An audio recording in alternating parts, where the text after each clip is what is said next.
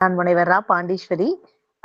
இந்த அறிவியாற்றல் அமைப்பின் மூலமாக நான் படித்த ஒரு புத்தகத்தை பற்றிய சிறு மதிப்புரையை உங்களுடன் பகிர்ந்து கொள்வதில் நான் மிகுந்த மகிழ்ச்சி அடைகிறேன். நான் புத்தக மதிப்புரை செய்ய தேர்ந்தெடுத்த புத்தகமானது சேப்பியன்ஸ், மனித குலத்தின் ஒரு சுருக்கமான வரலாறு. இந்த நூலின் ஆசிரியர் யுவல் நோவா ஹராரி அவர்கள். இந்த புத்தகமானது ஆங்கிலத்தில் இருந்தது.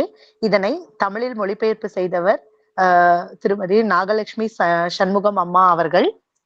இந்த புத்தகம் நான் முதலில் படிக்க ஆரம்பித்த பொழுது ஆரம்பிப்பதற்கு முன்பாக பல்வேறு விதமான எண்ண பகிர்வுகள் என்னுள் தோன்றியது. ஏனென்றால் நாம் அனைவருமே மனிதர்கள் தான். ஹோமோசேப்பியன்ஸ் என்ற மனிதனின் ஒரு அறிவியல் பெயர் ஹோமோசேப்பியன்ஸ் ஆகும். அறிவியல் பூர்வமாக ஹோமோசேப்பியன்ஸ் என்று அழைப்பார்கள். நமது வரலாறு, நாம் எவ்வாறு தோன்றினோம், மனித குலமானது எவ்வாறு இயற்கையில் தோன்றியது, எவ்வாறு உணவு சங்கிலியில் மனிதன் ஒரு இடத்தை பிடித்துள்ளான், எவ்வாறு உணவு சங்கிலியில் ஒரு உயரமான இடத்தை அவன் அடைந்தான், இவற்றை எல்லாவற்றையும் ஆய்வு பூர்வமாகவும் இந்த நூலில் ஆசிரியரான யுவல் நோவா ஹராரி அவர்கள் தொகுத்துள்ளார். இந்த நூலில் முதலாக இந்த நூலை படிப்பதற்கு முன்பாக இதன் அட்டை புத்தகத்தில் இந்த நூலை பற்றி பில்கேட்ஸ், அதாவது முன்னாள் அமெரிக்க அதிபராக இருந்த பில்கேட்ஸ் அவர்கள் இந்நூலை பற்றி குறிப்பிடும் பொழுது, மனித வரலாறு குறித்த ஒரு சுவாரஸ்யமான பதிவு இந்நூல். இதை படிக்க தொடங்கிவிட்டால் கீழே வைக்க மனம் வராது என்று கூறியிருந்தார். இதைதான் நான் முதலில் வாசித்தேன். அப்பொழுது வாசிக்கும் பொழுது அவ்வளவு சுவாரஸ்யமான ஒரு புத்தகமா இது என்று எனக்கு தோன்றியது. ஏனென்றால் நாம் ஒரு கவிதை நூலோ அல்லது ஒரு கட்டுரை நூலோ அல்லது ஒரு நாவல் போன்ற நூல்களோ நமக்கு சுவாரஸ்யத்தை தரக்கூடியதாக இருக்கும். ஆனால் ஒரு வரலாற்று நூல், அதுவும் அறிவியல் பூர்வமான ஒரு வரலாற்று நூல், மனிதனை பற்றி கூறும் ஒரு வரலாற்று நூல் எப்படி சுவாரஸ்யமாக இருக்க போகிறதோ என்ற எதிர்பார்ப்புடன் தான் நான் இந்த புத்தகத்தை வாசிக்க ஆரம்பித்தேன். வாசிக்க தொடங்கி சில பக்கங்கள் கடந்த பின்பு அது உண்மை என்பதையும் நான் புரிந்து கொண்டேன் என்றே சொல்லலாம். இதில் இந்த புத்தகத்தின் நோக்கமாக ஆசிரியர் பின்வருமாறு குறிப்பிடுகிறார். வரலாற்றை நாம் திரும்பி பார்க்கும் பொழுது அதிலிருந்து நாம் வரலாற்றை நாம் திரும்பி பார்ப்பதே அதிலிருந்து நாம் படிப்பினைகளை கற்றுக்கொள்ளத்தான். நம் மூதாதையரின் தவறுகளில் நாம் பாடம் கற்றுக்கொள்ளவில்லை என்றால் என்ன நிகழும் என்பதை இந்நூல் விளக்குகிறது என்று ஆசிரியர் இந்த புத்தகத்தின் நோக்கத்தை பற்றி குறிப்பிட்டுள்ளார். அதே போல இந்த புத்தகத்தை நாம் படிப்பது என்பது கிட்டத்தட்ட ஒரு 70,000 ஆண்டு கால வரலாற்று சுற்றுலாவுக்கு இந்நூல் நம்மை தயார்படுத்துகிறது என்று சொல்லலாம். ஒரு வரலாற்று சுற்றுலா செல்வதற்கு நம்மை நாம் தயார்படுத்தி கொண்டுதான் இந்த புத்தகத்திற்குள் நுழைய வேண்டும் என்று அந்த முன்னுரை பகுதியில் குறிப்பிட்டிருந்தார்கள். அதே போல இந்த புத்தகம் 4 பகுதிகளாக பிரிக்கப்பட்டுள்ளது. அதில் முதல் பகுதியானது எவ்வாறு அறிவு புரட்சி ஏற்பட்டது, பகுதி 2 வேளாண் புரட்சி, பகுதி 3 மனித குல ஒருங்கிணைப்பு, பகுதி 4 அறிவியல் புரட்சி. இதில் இந்த ஒவ்வொரு பகுதியிலும் என்னை கவர்ந்த சில விஷயங்களையும் சில அறிவியல் தரவுகளையும் நிகழ்வுகளையும் நான் உங்களுடன் பகிர்ந்து கொள்ள விருப்பப்படுகிறேன். அதுதான் இதை ஒரு புத்தக மதிப்புரை என்று சொல்வதை விட இந்த புத்தகத்தை பற்றி எனக்கு தெரிந்த என்னை கவர்ந்த கருத்துக்களை நான் பகிர்ந்து கொண்டேன் என்று கூட இதை வைத்துக் கொள்ளலாம். இந்த புத்தகத்திற்கான நீண்ட மதிப்புரையை நிறைய புத்தக ஆர்வலர்கள் மதிப்புரை செய்துள்ளார்கள். அவை நம்ம யூடியூப் அப்படின்னு சொல்ற அந்த தளங்கள்ல அதிக அளவுல இருக்குது. இது என்னோட பார்வையில இந்த புத்தகம் என்னை எப்படி கவர்ந்தது அப்படிங்கறத தான் நான் இங்க சொல்றதுக்கு விருப்பப்பட்டிருக்கேன். நான் முன்னாடியே சொன்ன மாதிரி இந்த புத்தகமானது 4 பகுதிகளை கொண்டுள்ளது. இதில் 20 அத்தியாயங்கள் உள்ளன. 500 பக்கங்கள் கொண்ட ஒரு புத்தகம். எவ்வாறு மனித வரலாற்றை ஒரு 500 பக்கங்களில் ஆசிரியரால் தொகுத்து வழங்க முடிந்தது என்று நினைக்கும் பொழுதே அவ்வளவு ஆச்சரியமாக இருந்தது. நம்மளோட இந்த வரலாறை பத்தி, இந்த பிரபஞ்சம் எப்படி உருவானது அப்படிங்கிறத இவங்க வந்து ஒரு டைம் லைன் மாதிரி கொடுத்திருப்பாங்க. அந்த புத்தகத்தோட முதல் ஆரம்பமே வந்து அந்த மாதிரி தான் இருக்கும். அதாவது ஒரு 1350 கோடி ஆண்டுகளுக்கு முன்பாக அப்பதான் வந்து இந்த பிரபஞ்சத்துல பருப்பொருள் ஆற்றல் அப்படிங்கிறது பிறக்குது. கிட்டத்தட்ட 450 கோடி ஆண்டுகளுக்கு முன்பாக இந்த பூமியானது உருவாகிறது. 380 கோடிகள் ஆண்டுகளுக்கு முன்பாக உயிரினங்கள் தோன்றுகிறது. ஒரு 60 லட்சம் ஆண்டுகளுக்கு முன்பாக ஹோமோ பேரினம், சிம்பான்சி இவற்றின் மூதாதையர்கள் தோன்றுகிறார்கள். ஒரு 25 லட்சம் ஆண்டுகளுக்கு முன்பாக ஹோமோ பேரினம், கற்கருவிகள் ஆகியவை தோன்றுகிறது. 20 லட்சம் ஆண்டுகளுக்கு முன்பாக பல்வேறு விதமான மனித இனங்கள் தோன்றுகிறது. 5 லட்சம் ஆண்டுகளுக்கு முன்பாக நியாண்டர்தால் இனம் தோன்றுகிறது. 3 லட்சம் ஆண்டுகளுக்கு முன்பாக நெருப்பை நாம் அன்றாடம் பயன்படுத்த ஆரம்பித்தோம். 2 லட்சம் ஆண்டுகளுக்கு முன்பாகத்தான் மனித இனம் என்று நாம் இப்பொழுது மார்த்தொட்டிக் கொள்ளும் இந்த ஹோமோசேப்பியன்ஸ் இனமானது தோன்றி இருக்கிறது. ஒரு 70,000 ஆண்டுகளுக்கு முன்பாக அறிவு புரட்சி, மொழி, வரலாறு ஆகியவை தோன்றியதாக ஆசிரியர் குறிப்பிடுகிறார். அதே போல ஒரு 30,000 ஆண்டுகளுக்கு முன்பாக நியாண்டர்தால் என்று அழைக்கப்பட்ட இனமானது அழிகிறது. இப்படி அந்த டைம்லைன் அப்படியே போயிட்டே இருக்கு. ஒரு 12,000 ஆண்டுகளுக்கு முன்பாக வேளாண் புரட்சி, நிரந்தர குடியேற்றம் இவை வந்து ஏற்பட்டது அப்படின்னு சொல்றாங்க. அதே மாதிரி ஒரு 2500 ஆண்டுகளுக்கு முன்பாக தான் நாணயம், பணம், அரசியலமைப்பு, புத்தகம் இந்த மாதிரி எல்லாம் வந்து உலக அளவுல தோன்றுச்சு. ஒரு 500 ஆண்டுகளுக்கு முன்பாக அறிவியல் புரட்சி, முதலாளித்துவம் இந்த மாதிரி பல்வேறு விஷயங்கள் வந்து தோன்றி இருக்கு அப்படின்னு இவங்க வந்து ஒரு டைம் லைன் வந்து கொடுக்குறாங்க. நம்ம வந்து ஒரு மனிதனா இருக்கிற நம்மளோட அதிகபட்ச வாழ்நாள் அப்படின்னு பார்த்தோம்னா ஒரு 100-120 ஆண்டுகள் தான். ஆனா இவங்க இந்த புத்தகத்துல ஆரம்பிக்கும் போதே வந்து எல்லாமே கோடிகள்ல இருந்து ஆரம்பிச்சு இவ்வளவு லட்சம் ஆண்டுகளுக்கு முன்பாக, இவ்வளவு 1000 ஆண்டுகளுக்கு முன்பாக அப்படின்னு சொல்லிட்டு வரலாற்றின் வரலாறு அப்படின்னு ஒரு டைம்லைன் வந்து கொடுத்திருந்தாங்க. நம்ம அந்த புத்தகத்தை படிக்க ஆரம்பிக்கும் போதே இந்த டைம்லைனை படிக்கும் போதே நமக்கு வந்து இந்த ஒரு சுவாரஸ்யம் வந்து நம்மள வந்து தொத்திக்குது அப்படின்னு சொல்லலாம். ஓ இப்படி எல்லாம் நடந்திருக்கா? ஏன்னா இதெல்லாமே இந்த வார்த்தைகள் வந்து நம்ம அன்றாட பயன்பாட்டுல உபயோகப்படுத்தி இருப்போம். ஆனா வந்து இதுக்கான ஒரு வரலாறு என்ன அப்படிங்கறத நம்ம இதுக்கு முன்னாடி தேடி படிச்சிருக்க மாட்டோம். ஆனா இந்த புத்தகத்துல வந்து அதை கொடுத்திருந்தாங்க. ரொம்ப நல்லா இருந்தது அப்படின்னு சொல்லலாம். இந்த டைம்லைன் படிக்கும் போதே நமக்கு வந்து ஒரு ஆர்வம் வந்து பிறக்குது அப்படின்னு சொல்லலாம். அடுத்து வந்து பார்த்தோம்னா முதல் பகுதியா இருக்கிற அறிவு புரட்சி. இந்த அறிவு புரட்சியில வந்து பார்த்தோம்னா இந்த நம்ம மனிதன் இல்ல ஹோமோ பேரினம் அப்படின்னு சொல்றோம் இல்லையா, இந்த உலகத்துல எப்படி மற்ற எல்லா உயிரினங்களுமே வந்து இருந்துச்சோ அதே மாதிரி மனிதனும் வந்து பார்த்தா ஒரு விலங்காதான்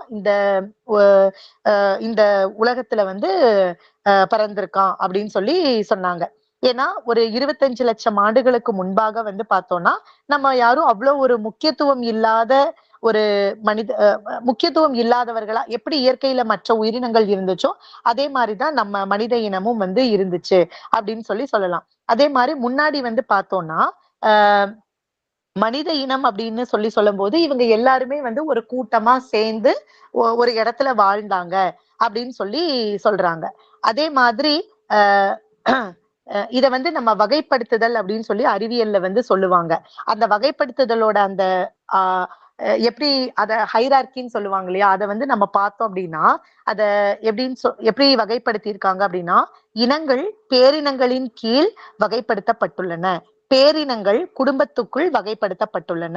ஒரு குடும்பத்தை சார்ந்த அனைத்து உறுப்பினர்களுக்கும் பொதுவான ஒரு மூதாதையர் இருப்பார் அப்படின்னு சொல்றாங்க. இப்ப உதாரணத்துக்கு வந்து பார்த்தோம்னா வீட்டு பூனை, சிங்கம் இது ரெண்டும் இருக்கு அப்படின்னா ஒரு 2.5 கோடி வருஷங்களுக்கு முன்பாக இவங்க எல்லாருமே வந்து ஒரு பூனை குடும்பத்தை சார்ந்த ஒரு பொதுவான மூதாதையர் இருப்பாங்க. அதுல இருந்து மரபணுக்கள்ல வந்து மாற்றங்கள் ஏற்பட்டு பல்வேறு பிரிவுகளா பிரிஞ்சு இன்னைக்கு வந்து ஒரு சின்ன குழு வந்து என்ன சொல்றது வீட்டு பூனையாவும் இன்னும் ஒரு சில இது வந்து சிங்கமாவும் இருக்கு அப்படின்னு சொல்றாங்க. இதை வந்து நம்மளால நம்பவும் முடியல. ஏன்னா நம்ம இப்ப இந்த நவீன அறிவியல் இதுல இருக்கிறோம். ஆனா இவ்வளவு கோடி வருஷங்களுக்கு முன்பா இது மாதிரி இருந்திருக்கு அப்படிங்கிறத ஆசிரியர் வந்து இந்த இதுல வந்து சொல்றாங்க. அப்ப வந்து பார்த்தோம்னா மனிதனும் அதே மாதிரி வந்து பார்த்தோம்னா மனிதன் வந்து குரங்கிலிருந்து பிறந்தான் அப்படின்னு ஒரு விஷயம் வந்து சொல்லிட்டே இருப்பாங்க. ஆனா வந்து அப்படி நம்ம அப்ரப்டா மனிதன் வந்து குரங்கிலிருந்து தான் தோன்றினான் அப்படின்னு நம்ம வந்து சொல்ல முடியாது. எப்படி அப்படின்னா ஒரு ஒரு உதாரணத்துக்கு ஒரு ஒரு 60 லட்சம் வருஷத்துக்கு முன்னாடி ஒரு பெண் மனித குரங்கு இருக்கு. அந்த குரங்கு வந்து ஒரு 2 குட்டிகளை வந்து ஈனுது அப்படின்னு சொன்னா, அதுல வந்து ஒரு குட்டி சிம்பான்சி இனமாவும், இன்னொரு குட்டி வந்து ஹோமோசேப்பியன்ஸ்ன்னு சொல்ற நம்ம மனிதனாவும் வந்து இருந்திருக்காங்க. அப்ப இந்த 2 குடும்பத்துக்குமே சேர்ந்து ஒரு பொதுவான மூதாதை ஒருத்தங்க இருந்திருக்காங்க. அப்படிங்கிறத தான் நம்ம சொல்ல முடியுமே ஒழிய, மனிதன் வந்து ஒரு எப்படி சொல்றது? குரங்கிலிருந்து நேரா மனிதன் வந்து வந்தான் அப்படின்னு சொல்ல முடியாது. அதே மாரி இந்த மரபணுக்கள்ல வந்து பார்த்தோம்னா, அந்த 2 இதுக்குமே நமக்கும் சிம்பான்சிக்கும் வந்து பாத்தீங்கன்னா, ஒரு குறிப்பிட்ட சதவீத அளவு வந்து ஒற்றுமைகள் இருக்கும் அப்படிங்கிறதையும் நம்ம வந்து அறிவியல் ஆராய்ச்சியில வந்து சொல்றாங்க. அதே மாரி பார்த்தோம்னா, இப்ப நம்மள பொறுத்தளவுக்கு நம்ம என்ன நெனைக்கிறோம் அப்படின்னா, மனிதன் தான் அ இப்ப இப்ப ஒரு சில இப்ப ஒரு ஒரு பூ எடுத்துக்கிறோம். இல்லன்னா ஏதாவது ஒரு விலங்கினங்கள் எடுத்துட்டோம் அப்படின்னு சொல்லி பார்த்தா, அதுல வந்து நெறைய வெரைட்டீஸ் இருக்கும். இல்லையா? வகைப்படுத்தி பார்த்தோம்னா நெறைய வெரைட்டீஸ் இருக்கும். ஆனா நீங்க கொஞ்சம் யோசிச்சு பார்த்தீங்கன்னா, மனிதன் எல்லாருமே வந்து பொதுவா ஹோமோசேப்பியன்ஸ் அப்படிங்கிற ஒரே ஒரு வகைப்படுத்துதல்ல தான் இருக்கிறாங்களே ஒழிய, நம்ம வந்து வேற வேற நாடுகள சேர்ந்தவங்களா, வேற கலாச்சாரம், மொழி, பண்பாடு இது எல்லாத்தையும் பின்பற்றுறவங்களா இருந்தாலும், நம்ம எல்லாருமே வந்து ஹோமோசேப்பியன்ஸ் தான். ஆனா மற்ற உயிரினங்கள்ல வந்து பார்த்தோம்னா, அவங்களுக்கு வந்து நெறைய வகைகள் வந்து இருந்தது. ஆனா ஏன் வந்து மனிதனுக்கு வந்து அந்த மாரி ஒரு வகையே வந்து இல்ல. அதாவது எப்படி சொல்றதுன்னா, நமக்கு ஏன் வந்து ஒரு பிரதர் மனிதனோ, இல்ல வந்து ஒரு சிஸ்டர் இனமோ வந்து ஏன் இல்ல? மனிதன் ஹோமோசேப்பியன்ஸ்ன்னு மட்டும் ஏன் இருக்கான்? அப்படிங்கிற மாதிரி நெறைய கொஸ்டின்ஸ் வந்து இத நம்ம படிக்கும்போது வரும். ஆனா உண்மையிலேயே வந்து முன்னாடி காலங்கள்ல வந்து என்ன இருந்ததுன்னா, ஹோமோசேப்பியன்ஸ் மாதிரியே வந்து நமக்கு நெறைய பிரதர்ஸ் அண்ட் சிஸ்டர்ஸ் வந்து இருந்திருக்காங்க. அப்படிங்கிறத ஆசிரியர் வந்து இதுல வந்து சொல்றாரு. எப்படி அப்படின்னா, ஹோமோ பேரினங்கள்ல வந்து பார்த்தோம்னா, நெறைய வகையான மனிதர்கள் முன்னாடி இருந்திருக்காங்க.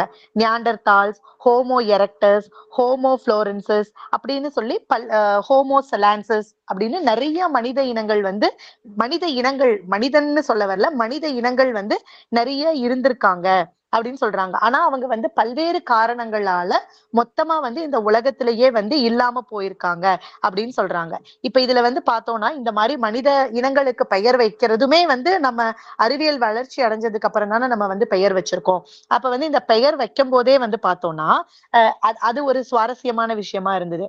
ஹோமோ ருடால்ஃபென்சில் அப்படின்னு சொல்லி ஒரு ஒரு ஒரு ஒரு மனித இனம் வந்து இருந்திருக்கு. அவங்க வந்து இந்த ருடால்ஃப் அப்படிங்கிற ஏரியில வந்து அவங்க அதிகமா இருந்ததுனால அந்த பேரை வந்து வச்சிருக்காங்க. அதே மாரி ஹோமோ எர்கேஸ்டஸ் அப்படின்னு ஒரு மனித இனம் வந்து இருந்திருக்கு. அவங்க எல்லாருமே வந்து வேலை செய்யக்கூடிய ஒரு இனமா வந்து இருந்திருக்காங்க அப்படின்னு சொல்றாங்க. நம்மளோட இந்த ஹோமோ சேப்பியன்ஸ்ன்னு சொல்றோம் இல்லையா?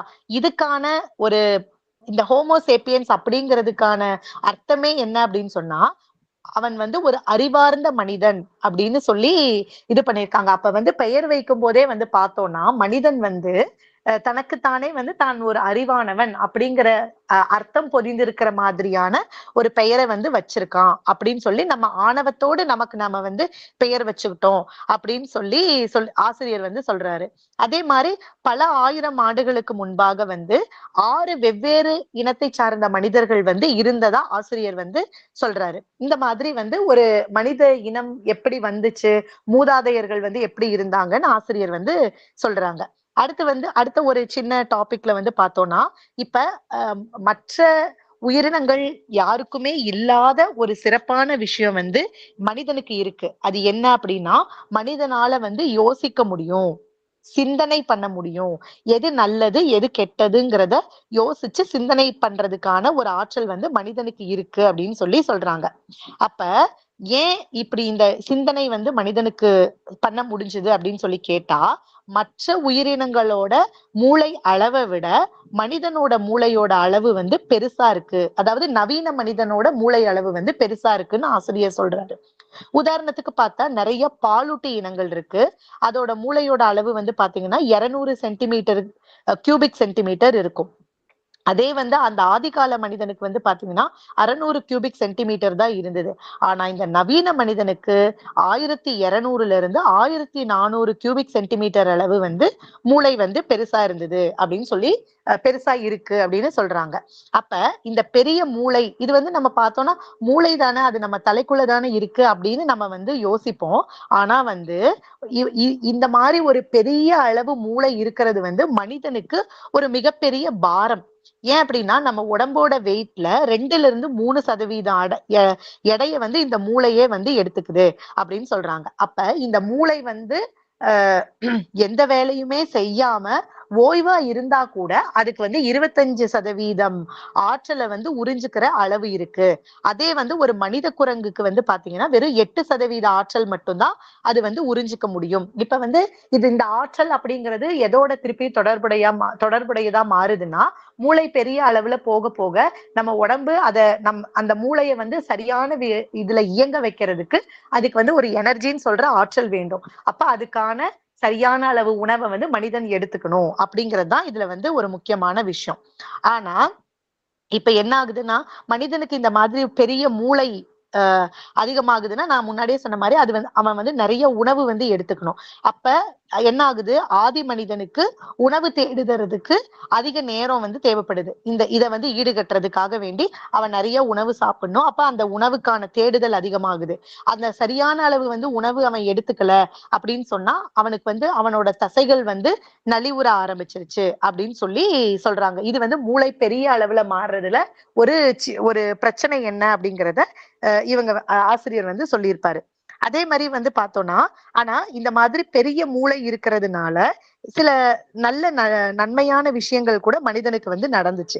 என்ன அப்படின்னா மனிதன் இந்த மாதிரி பெரிய மூளை இருக்கும்போது அவனோட சிந்திக்கிற ஆற்றல் வந்து அதிகமாகுது. அப்ப அவன் வந்து புது புது கண்டுபிடிப்புகளை வந்து கண்டுபிடிச்சான். எப்படின்னா சாதாரணமா ஒரு முன்னாடி காலத்துல நடந்து போயிட்டு இருந்தான். அதுக்கப்புறம் வந்து ஒரு ஒரு இடத்துல இருந்து இன்னொரு இடத்துக்கு எளிதா நகர்ந்து போகிறதுக்கான வாகனங்களை வந்து தயாரிக்க ஆரம்பிச்சான். அப்புறம் அந்த வாகனங்கள்ல நிறைய மாடிஃபிகேஷன்ஸ் சொல்லுவாங்க, அந்த மாதிரி பண்ணி வேகமா நகரக்கூடிய வாகனங்களை வந்து தயாரிக்க ஆரம்பிச்சான். அதே மாதிரி வந்து அஹ் யோசிக்க ஆரம்பிச்சான்னு நம்ம முன்னாடியே சொன்னோம் இல்லையா. அது வந்து எப்படி அப்படின்னா இப்ப உடல் வலிமை பார்க்கும்போது ஒரு சிம்பான்சிக்கு இருக்கிற உடல் வலிமையை விட நம்மளோட மனிதனுக்கு வந்து உடல் வலிமை குறைச்சல் தான். அப்போ ஒரு சிம்பான்சியோட நேரா சேர்ந்து அவனால சண்டை போட்டு ஜெயிக்க முடியாது. ஆனா என்ன பண்ணலாம், அந்த சிம்பான்சிய வந்து ஒரு திட்டம் போட்டு ஒரு இடத்துக்கு கூட்டிட்டு வந்து அவன் வந்து தயாரிச்ச துப்பாக்கியை வச்சு கொல்ல முடியும். அப்ப அவனுக்கு பாதிப்பு இல்லாம அதே சமயம் அந்த உயிரினங்களை கொல்றதுக்குரிய அந்த சிந்தனை வளம் வந்து அதிகமா இருந்துச்சு அப்படிங்கறத ஆசிரியர் வந்து இந்த இடத்துல வந்து சொல்றாங்க. இப்ப இதையும் தாண்டி வந்து நம்ம மனித குலத்துக்கு ஒரு ஒரு நல்ல விஷயம் வந்து என்ன அப்படின்னா நம்ம மனிதன் வந்து பாத்தீங்கன்னா 2 கால்ல நடக்கக்கூடியவனா இருக்கான். முன்னாடி ஆதி காலத்துல வந்து பார்த்தோம்னா நம்ம முன்னாடியே சொன்னோம் இல்லையா, ஒரு பொதுவான நம்ம வந்து குரங்கு அந்த இதுல இருந்து ஒரு மூதாதை நமக்கு இருந்தாங்கன்னு. இப்பயுமே நீங்க வந்து பாத்தீங்கன்னா குரங்குகள் எல்லாமே 4 கால்கள்ல தான் நடக்கும். ஆனா மனித இனம் வந்து 2 கால்கள்ல நடக்குது. அதை தாண்டி மனிதனால வந்து நேரா நிக்க முடியும் அப்படிங்கிறது வந்து ஒரு ஒரு பெரிய மாற்றம் மனிதன்ல. ஏன்னா முன்னாடி வந்து 4 கால்ல நடந்துட்டு இருந்தான். அப்ப அவனோட வாழ்க்கை வந்து வேற மாதிரி இருந்தது. ஆனா இப்படி 2 கால்ல நிக்கவும் மத்த 2 கால்களா இருந்தது வந்து என்ன ஆயிடுச்சுன்னா இயற்கையாவே வந்து கைகளா வந்து மாற ஆரம்பிச்சிருச்சு. அப்ப இந்த மாதிரி நேரா நின்னதுனால மனிதனால வந்து தூரத்துல என்ன இருக்குங்கிறத நோட்டம் விட முடிஞ்சது. அவனுக்கு நடக்கிறதுக்கு வந்து அந்த முன்னாடி இருந்த 2 கால்கள் வந்து தேவைப்படவே இல்லை. 2 கால்லயே அவன் வந்து வேகமா நடக்கிறதுக்கு ஓடுறதுக்கு முடிஞ்சுது. அதே மாதிரி பார்த்தோம் அப்படின்னா கற்களை வந்து தூரமா தூக்கி எறியறதுக்கு அப்புறம் வந்து சமீட்சை செய்வாங்க இல்லையா, அது செய்யறதுக்கு முடிஞ்சுது. அதே மாதிரி கைகள் வந்து பாத்தீங்கன்னா ரொம்ப நுண்ணிய வேலைப்பாடுகள் உள்ள வேலைகளை வந்து செய்யறதுக்கு மாற முடிஞ்சுது அப்படின்னு சொல்லி சொல்றாங்க. அப்ப இந்த மாதிரி மனிதன் வந்து 4 கால்ல நடந்துட்டு இருந்தவன் வந்து 2 கால்ல நடந்ததுனால அவனுக்கு என்னென்ன மாதிரியான நன்மைகள் கிடைச்சது அப்படின்னு பார்த்தோம். ஆனா இது வந்து அவனுக்கு வந்து உடல் ரீதியா அவன் என்னென்ன மாதிரியான பாதிப்புகளை ஏற்கொண்டான். ஏன்னா நம்ம இயற்கைக்கு மாறா நம்ம 4 கால்ல நடக்க வேண்டியவங்க அதை மீறி 2 கால்ல நடக்க ஆரம்பிச்சோம். அதுக்கான விலை வந்து என்ன அப்படின்னு சொல்லி பார்த்தோம்னா சுறுசுறுப்பா நம்ம இந்த கைகள்ல எல்லாம் வேலை செய்யறோம் இல்லையா, அதனால அவனுக்கு வந்து கை வலி வந்துச்சு, முதுகு வலி, கழுத்து படிப்பு, அந்த மாதிரி வந்து பொதுவான விஷயங்கள் வந்து அவனுக்கு உடல் பாதிப்புகள் வந்து அதிகமாக ஆரம்பிச்சது. இப்பயே நம்ம வந்து பார்த்தோம்னா, நம்ம யோசிப்போம், ஒரு மாடெல்லாம் பார்க்கும்போது, இந்த மாடெல்லாம் எப்படி வாழ்க்கை ஃபுல்லா இப்படி குனிஞ்ச மாணிக்கு நின்னுகிட்டே இருக்கு அப்படின்னு நம்ம எல்லாம் நிறைய பேர் யோசிச்சு பார்த்திருப்போம் இல்லையா? அது இயற்கையாவே அது உடல் அமைப்பு வந்து அந்த மாதிரி இருந்ததுனால அதுக்கு வந்து ஒரு வழியா தெரியவே தெரியாது. ஆனா மனிதன் வந்து 4 கால்ல நடந்துட்டு இருந்தவன் 2 கால்ல நடக்க ஆரம்பிக்கும் போது இயற்கைக்கு முரணான வகையில நம்ம உடம்புல மாற்றம் ஏற்பட்டதுனால அதுக்கான விலையை வந்து இப்ப நம்ம வந்து கொடுத்துக்கிட்டு இருக்கோம் அப்படின்னு சொல்லி சொல்றாங்க. இது வந்து பொதுவா மனிதனுக்கு. இதே வந்து ஒரு பெண்ணுக்கு வந்து என்ன மாதிரியான பாதிப்பு அப்படின்னு சொல்லி பார்த்தோம்னா, பெண் வந்து 2 கால்ல நடக்க ஆரம்பிச்ச உடனே என்ன ஆயிடுச்சு அப்படின்னா, அவங்க வந்து அவங்களோட இடுப்பு பகுதி இருக்கு இல்லையா, இடைகள் வந்து ரொம்ப குறுக ஆரம்பிச்சிருச்சு. இப்படி குறுகலா இருந்ததுனால ஏன்னா பெண்ணுக்கு வந்து ஒரு சிறப்பான பண்பு என்னன்னா, குழந்தை பேரு அவளுக்கு மட்டும்தான் சாத்தியம். அப்ப இடுப்பு வந்து குறுகலாக ஆரம்பிச்சதுனால குழந்தை பிறக்கக்கூடிய அந்த பிறப்பு பாதை வந்து ரொம்ப குறுகலாயிருச்சு. அப்ப ஒரு குழந்தை வந்து பிறக்குது அப்படின்னு சொன்னா என்ன அப்படின்னா, அது முழு வளர்ச்சியடைந்த ஒரு குழந்தையா வரணும் அப்படின்னா அதுக்கு வந்து நிறைய ஆண்டுகள் வந்து பிடிக்கும். ஆனா இந்த மாதிரி பெண்ணோட இடுப்பு பிறப்பு பாதை எல்லாமே குறுகல் ஆயிட்டதுனால இயற்கையான முறையில பிரசவம் நடக்கணும் அப்படின்னு சொன்னா இயற்கையாவே அதை எப்படி தகவமைச்சுக்குச்சு, இயற்கை வந்து ஒரு பெண்ணோட உடம்புல அப்படின்னு பாத்தீங்கன்னா குழந்தைய வந்து குறை பிரசவத்துல பிறக்க வச்சுச்சு அப்படின்னு சொல்லி வந்து ஆசிரியர் சொல்றாரு. இத நம்ம கொஞ்சம் நல்லா திங்க் பண்ணி பார்த்தோம்னு வச்சுக்கோங்களேன். இயற்கையில மற்ற எல்லா உயிரினங்களுமே வந்து பாத்தீங்கன்னா, குழந்தை ஒரு பெண் வந்து குழந்தைய வந்து ஈன்றெடுப்பாங்க. குழந்தைன்னு சொல்றது வந்து மற்ற உயிரினங்களோட குழந்தைகள் குட்டிகள வந்து ஈன்றெடுப்பாங்க. அந்த குட்டிகள் வந்து பாத்தீங்கன்னா, பிறந்து சில மணி நேரங்கள்லயே வந்து இந்த வெளி உலகத்துக்கு அடாப்ட் ஆயிட்டு வேகமா அதால நடக்க முடியும், ஓட முடியும், அந்த மாரி எல்லாம் பண்ண முடியும். ஆனா நீங்க யோசிச்சு பாருங்களேன், ஒரு சின்ன குழந்தை பொறந்ததுக்கு அப்புறம் அதால எதுவுமே செய்ய முடியாது. குறைந்தது 6 மாதங்கள்ல இருந்து 1 வருடங்கள் வரைக்கும் அந்த குழந்தைய நம்ம ரொம்ப பாதுகாப்பா அதுக்கு எல்லாம் சொல்லிக் கொடுத்து மெதுவா அதை வந்து நடக்க வச்சு இந்த மாதிரி ஒரு விஷயங்கள் வந்து செய்யதான் அந்த குழந்தை 1 வருஷம் கழிச்சு வளர்ந்ததுக்கு அப்புறம் தான் அது வந்து சுயமா அதுவே சாப்பாடு சாப்பிட்டுக்கிறதுக்கும் எதையும் பிடிக்காம நடந்து போறதுக்கு இது எல்லாத்துக்குமே வந்து வழிவகை செஞ்சுச்சு. அப்ப வந்து பாத்தீங்கன்னா மனித இனம் இப்ப குழந்தைகள் பிறக்கிறது எல்லாமே வந்து பார்த்தோம்னா குறை பிரசவத்துல இயற்கையாவே வந்து தேர்ந்தெடுத்துக்குச்சு அப்படின்னு சொல்லி ஆசிரியர் வந்து இத வந்து சொல்றாரு. அதே மாதிரி வந்து பார்த்தோம்னா இந்த மாதிரி எப்படி சொல்றது, குழந்தைகளை வந்து நம்ம கையில பிறந்த குழந்தையா இருக்கு இல்லையா, அது வந்து பார்த்தோம்னா ஒரு ஒரு நல்ல களிமண் இது மாதிரின்னு ஆசிரியர் வந்து சொல்றாரு. அந்த 1 வருடங்கள்ல வந்து நம்ம அந்த குழந்தைய வந்து எப்படி வேணாலும் தகவமைச்சுக்கலாம். அந்த குழந்தைக்கு நல்ல ஒரு நல்ல நேர்மறையான ஒரு சுற்றுச்சூழலை ஏற்படுத்தி கொடுத்து அது ஆரோக்கியமான குழந்தையாவும் வளர்க்கலாம். இல்ல மோசமான ஒரு சூழ்நிலையை ஏற்படுத்தி கொடுத்து உடல்நல பாதிப்புகளோடையும் வளர்க்கலாம் அப்படின்னு சொல்றாங்க. அதே மாதிரி அந்த 1 வருடங்கள்ல வந்து பார்த்தோம்னா குழந்தைகளுக்கு நிறைய உடல் பாதிப்புகள் வந்து ஏற்படும். அத வந்து நம்ம உயிரோட அந்த 1 வருடங்கள் வந்து காப்பாத்தி நம்ம வந்து ஒரு ஒரு ஒரு நல்ல வளர்ந்த நிலைக்கு கொண்டு வர வரைக்கும் நிறைய சேலஞ்சஸ் வந்து இருக்கும். நம்ம வீட்டிலேயே வந்து பார்த்தோம்னா இப்ப பிறந்த குழந்தைகள் வந்து பாத்தீங்கன்னா அந்த தாய்மார்கள் அவ்வளவு தூரம் கண்ணும் கருத்துமா என்ன பாத்துக்கிறாங்க. ஏன்னா அந்த குழந்தை வந்து ஒரு குறை பிரசவத்துல பிறந்ததா இருக்கு. அதுக்கு வந்து ரீசன் வந்து இந்த மூளையோட அளவு பெரிதானதும் அதோட தலையோட அளவும் வந்து பெரிதா இருந்ததும் இதெல்லாம் வந்து காரணமா ஆசிரியர் வந்து சொல்றாரு. இது வந்து ரொம்ப ஒரு வித்தியாசமான ஒரு விஷயமா எனக்கு வந்து பட்டுது. அதே மாதிரி பார்த்தோம் அப்படின்னு சொன்னா ஆஹ் இயற்கையில வந்து நிறைய மாற்றங்கள் வந்து தொடர்ச்சியா நடந்துகிட்டே தான் இருக்குது. எப்படி சொல்றது அப்படின்னா ஆஹ் ஆஹ் இப்ப வந்து ஒரு சிங்கமும் மானும் இருக்குன்னு வச்சுக்கோங்களேன். சிங்கத்தோட கால் நகங்கள் வந்து அதை கீறி கிழிக்கக்கூடிய அளவு பலம் வாய்ந்ததா மாறிட்டே இருக்கும்.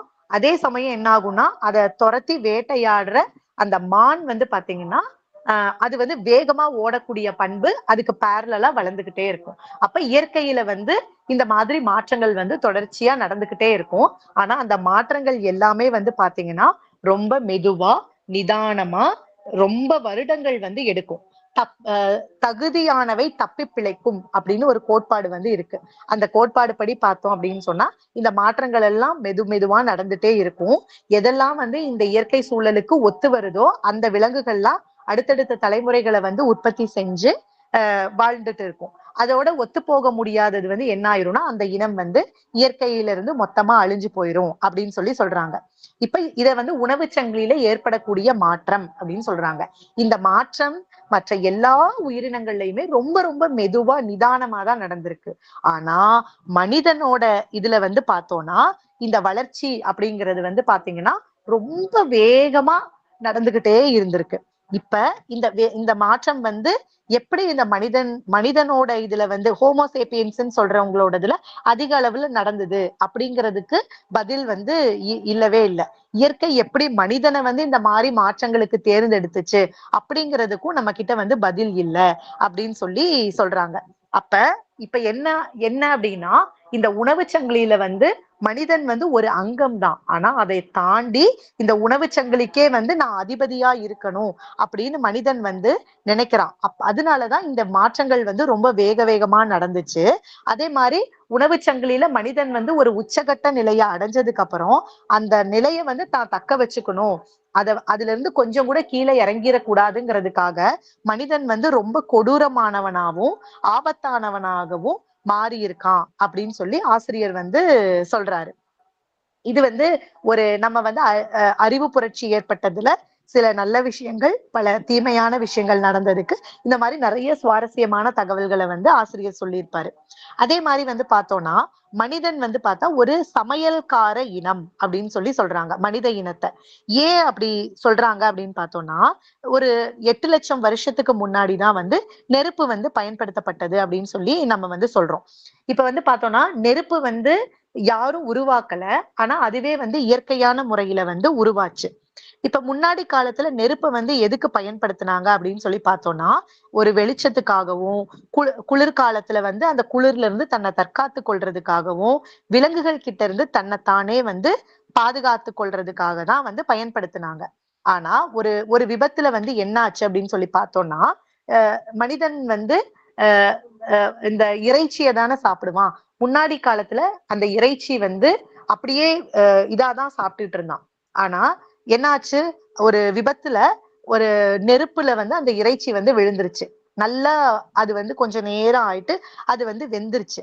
வெந்ததுக்கு அப்புறம் அத வந்து அந்த மனிதன் வந்து சாப்பிட்டு பார்ப்பான் இல்லையா? அப்ப சாப்பிடும்போது ரொம்ப ரொம்ப கடினமா சாப்பிடவே முடியாத அளவு கடினமா இருந்த இறைச்சி வந்து நெருப்புல பட்டு வெந்ததுக்கு அப்புறம் ரொம்ப இலகுவா சாப்பிடுறதுக்கு எளிதா இருந்ததை வந்து மனிதன் வந்து கண்டடைஞ்சான். அதனாலதான் வந்து நெருப்பை வந்து உணவுக்கும் நம்ம வந்து உணவை வந்து சமைக்கிறதுக்கும் நம்ம வந்து பயன்படுத்த முடியும் அப்படின்னு பார்த்தாங்க. அதே மாதிரி பார்த்தோம்னா இறைச்சி மட்டும் கிடையாது. சில வகையான கோதுமைகள், அரிசி, உருளைக்கிழங்கு இது எல்லாத்தையுமே வந்து ரொம்ப எளிதா வந்து சமைக்கிறதுக்கு இந்த நெருப்பு வந்து பயன்பட்டது அப்படின்னு சொல்றாங்க. அதே மாதிரி பார்த்தோம்னா இந்த சமைத்தல் அப்படிங்கிற செயல்முறையில வந்து முன்னாடி வந்து பார்த்தோம்னா என்ன சொன்னா அப்படியே சாப்பிட்டான். ஆனா இந்த மாதிரி சமைச்சு சாப்பிடும் போது என்ன ஆகுச்சு அப்படின்னா அதுல இருந்த கிருமிகள், ஒட்டுண்ணிகள் இது எல்லாமே செத்துருச்சு. அதே மாதிரி உணவு வந்து சாப்பிடுறதுக்கு எளிதா இருந்ததுனால சீக்கிரமாவும் வந்து மனிதனுக்கு வந்து செரிக்க ஆரம்பிச்சுது அப்படின்னு சொல்றான். இப்ப வந்து ஒரு உணவை வந்து மனிதன் வெறுமனே உணவை மட்டும் சாப்பிடுறதுக்கு முன்னாடி காலத்துல 5 மணி நேரங்கள் வந்து சாப்பிடுறதுக்கு மட்டுமே தேவைப்பட்டுச்சாம். அதாவது சமைக்காத உணவை வந்து மெதுவா மென்னு சாப்பிட்டு உள்ள அரைச்சு அது வந்து செரிமானம் ஆகிறதுக்கு அவ்வளவு நேரங்கள் வந்து ஆச்சு. ஆனா வந்து ஒரு உணவை வந்து நம்ம நெருப்புல சுட்டு சமைச்சு சாப்பிடும் போது என்ன ஆகுதுன்னா அது வந்து சாப்பிடுறதுக்கு மனிதனுக்கு வந்து 1 மணி நேரங்கள் வந்து மட்டுமே தேவைப்பட்டது அப்படின்னு சொல்றாங்க. இந்த நெருப்பு மூலமா உணவை சமைச்சு சாப்பிடுறதுல இந்த நேரம் மட்டும்தான் குறைஞ்சுதா அப்படின்னு பார்த்தா அதை தாண்டி என்னாச்சுன்னா நான் முன்னாடியே சொன்னேன் இல்லையா, இயற்கைக்கு தகுந்த மாதிரி எல்லா உயிரினங்களுமே தொடர்ச்சியா தன்னை வந்து தகவமைச்சுக்கிட்டே வந்துட்டே இருக்கும்னு. இப்ப மனிதன் தொடர்ச்சியா சமைச்ச உணவை சாப்பிட்டதுனால முன்னாடி வந்து அப்படியே ஒரு சமைக்காத உணவை சாப்பிடுறதுக்கு நல்ல கூரிய பற்கள், அரைச்சு சாப்பிடுறதுக்கு பெரிய பல்லு வேணும். அதே மாதிரி நம்ம உடலுக்குள்ள வந்து பாத்தீங்கன்னா ரொம்ப நீளமான குடல் அமைப்பு வந்து இருந்துச்சு.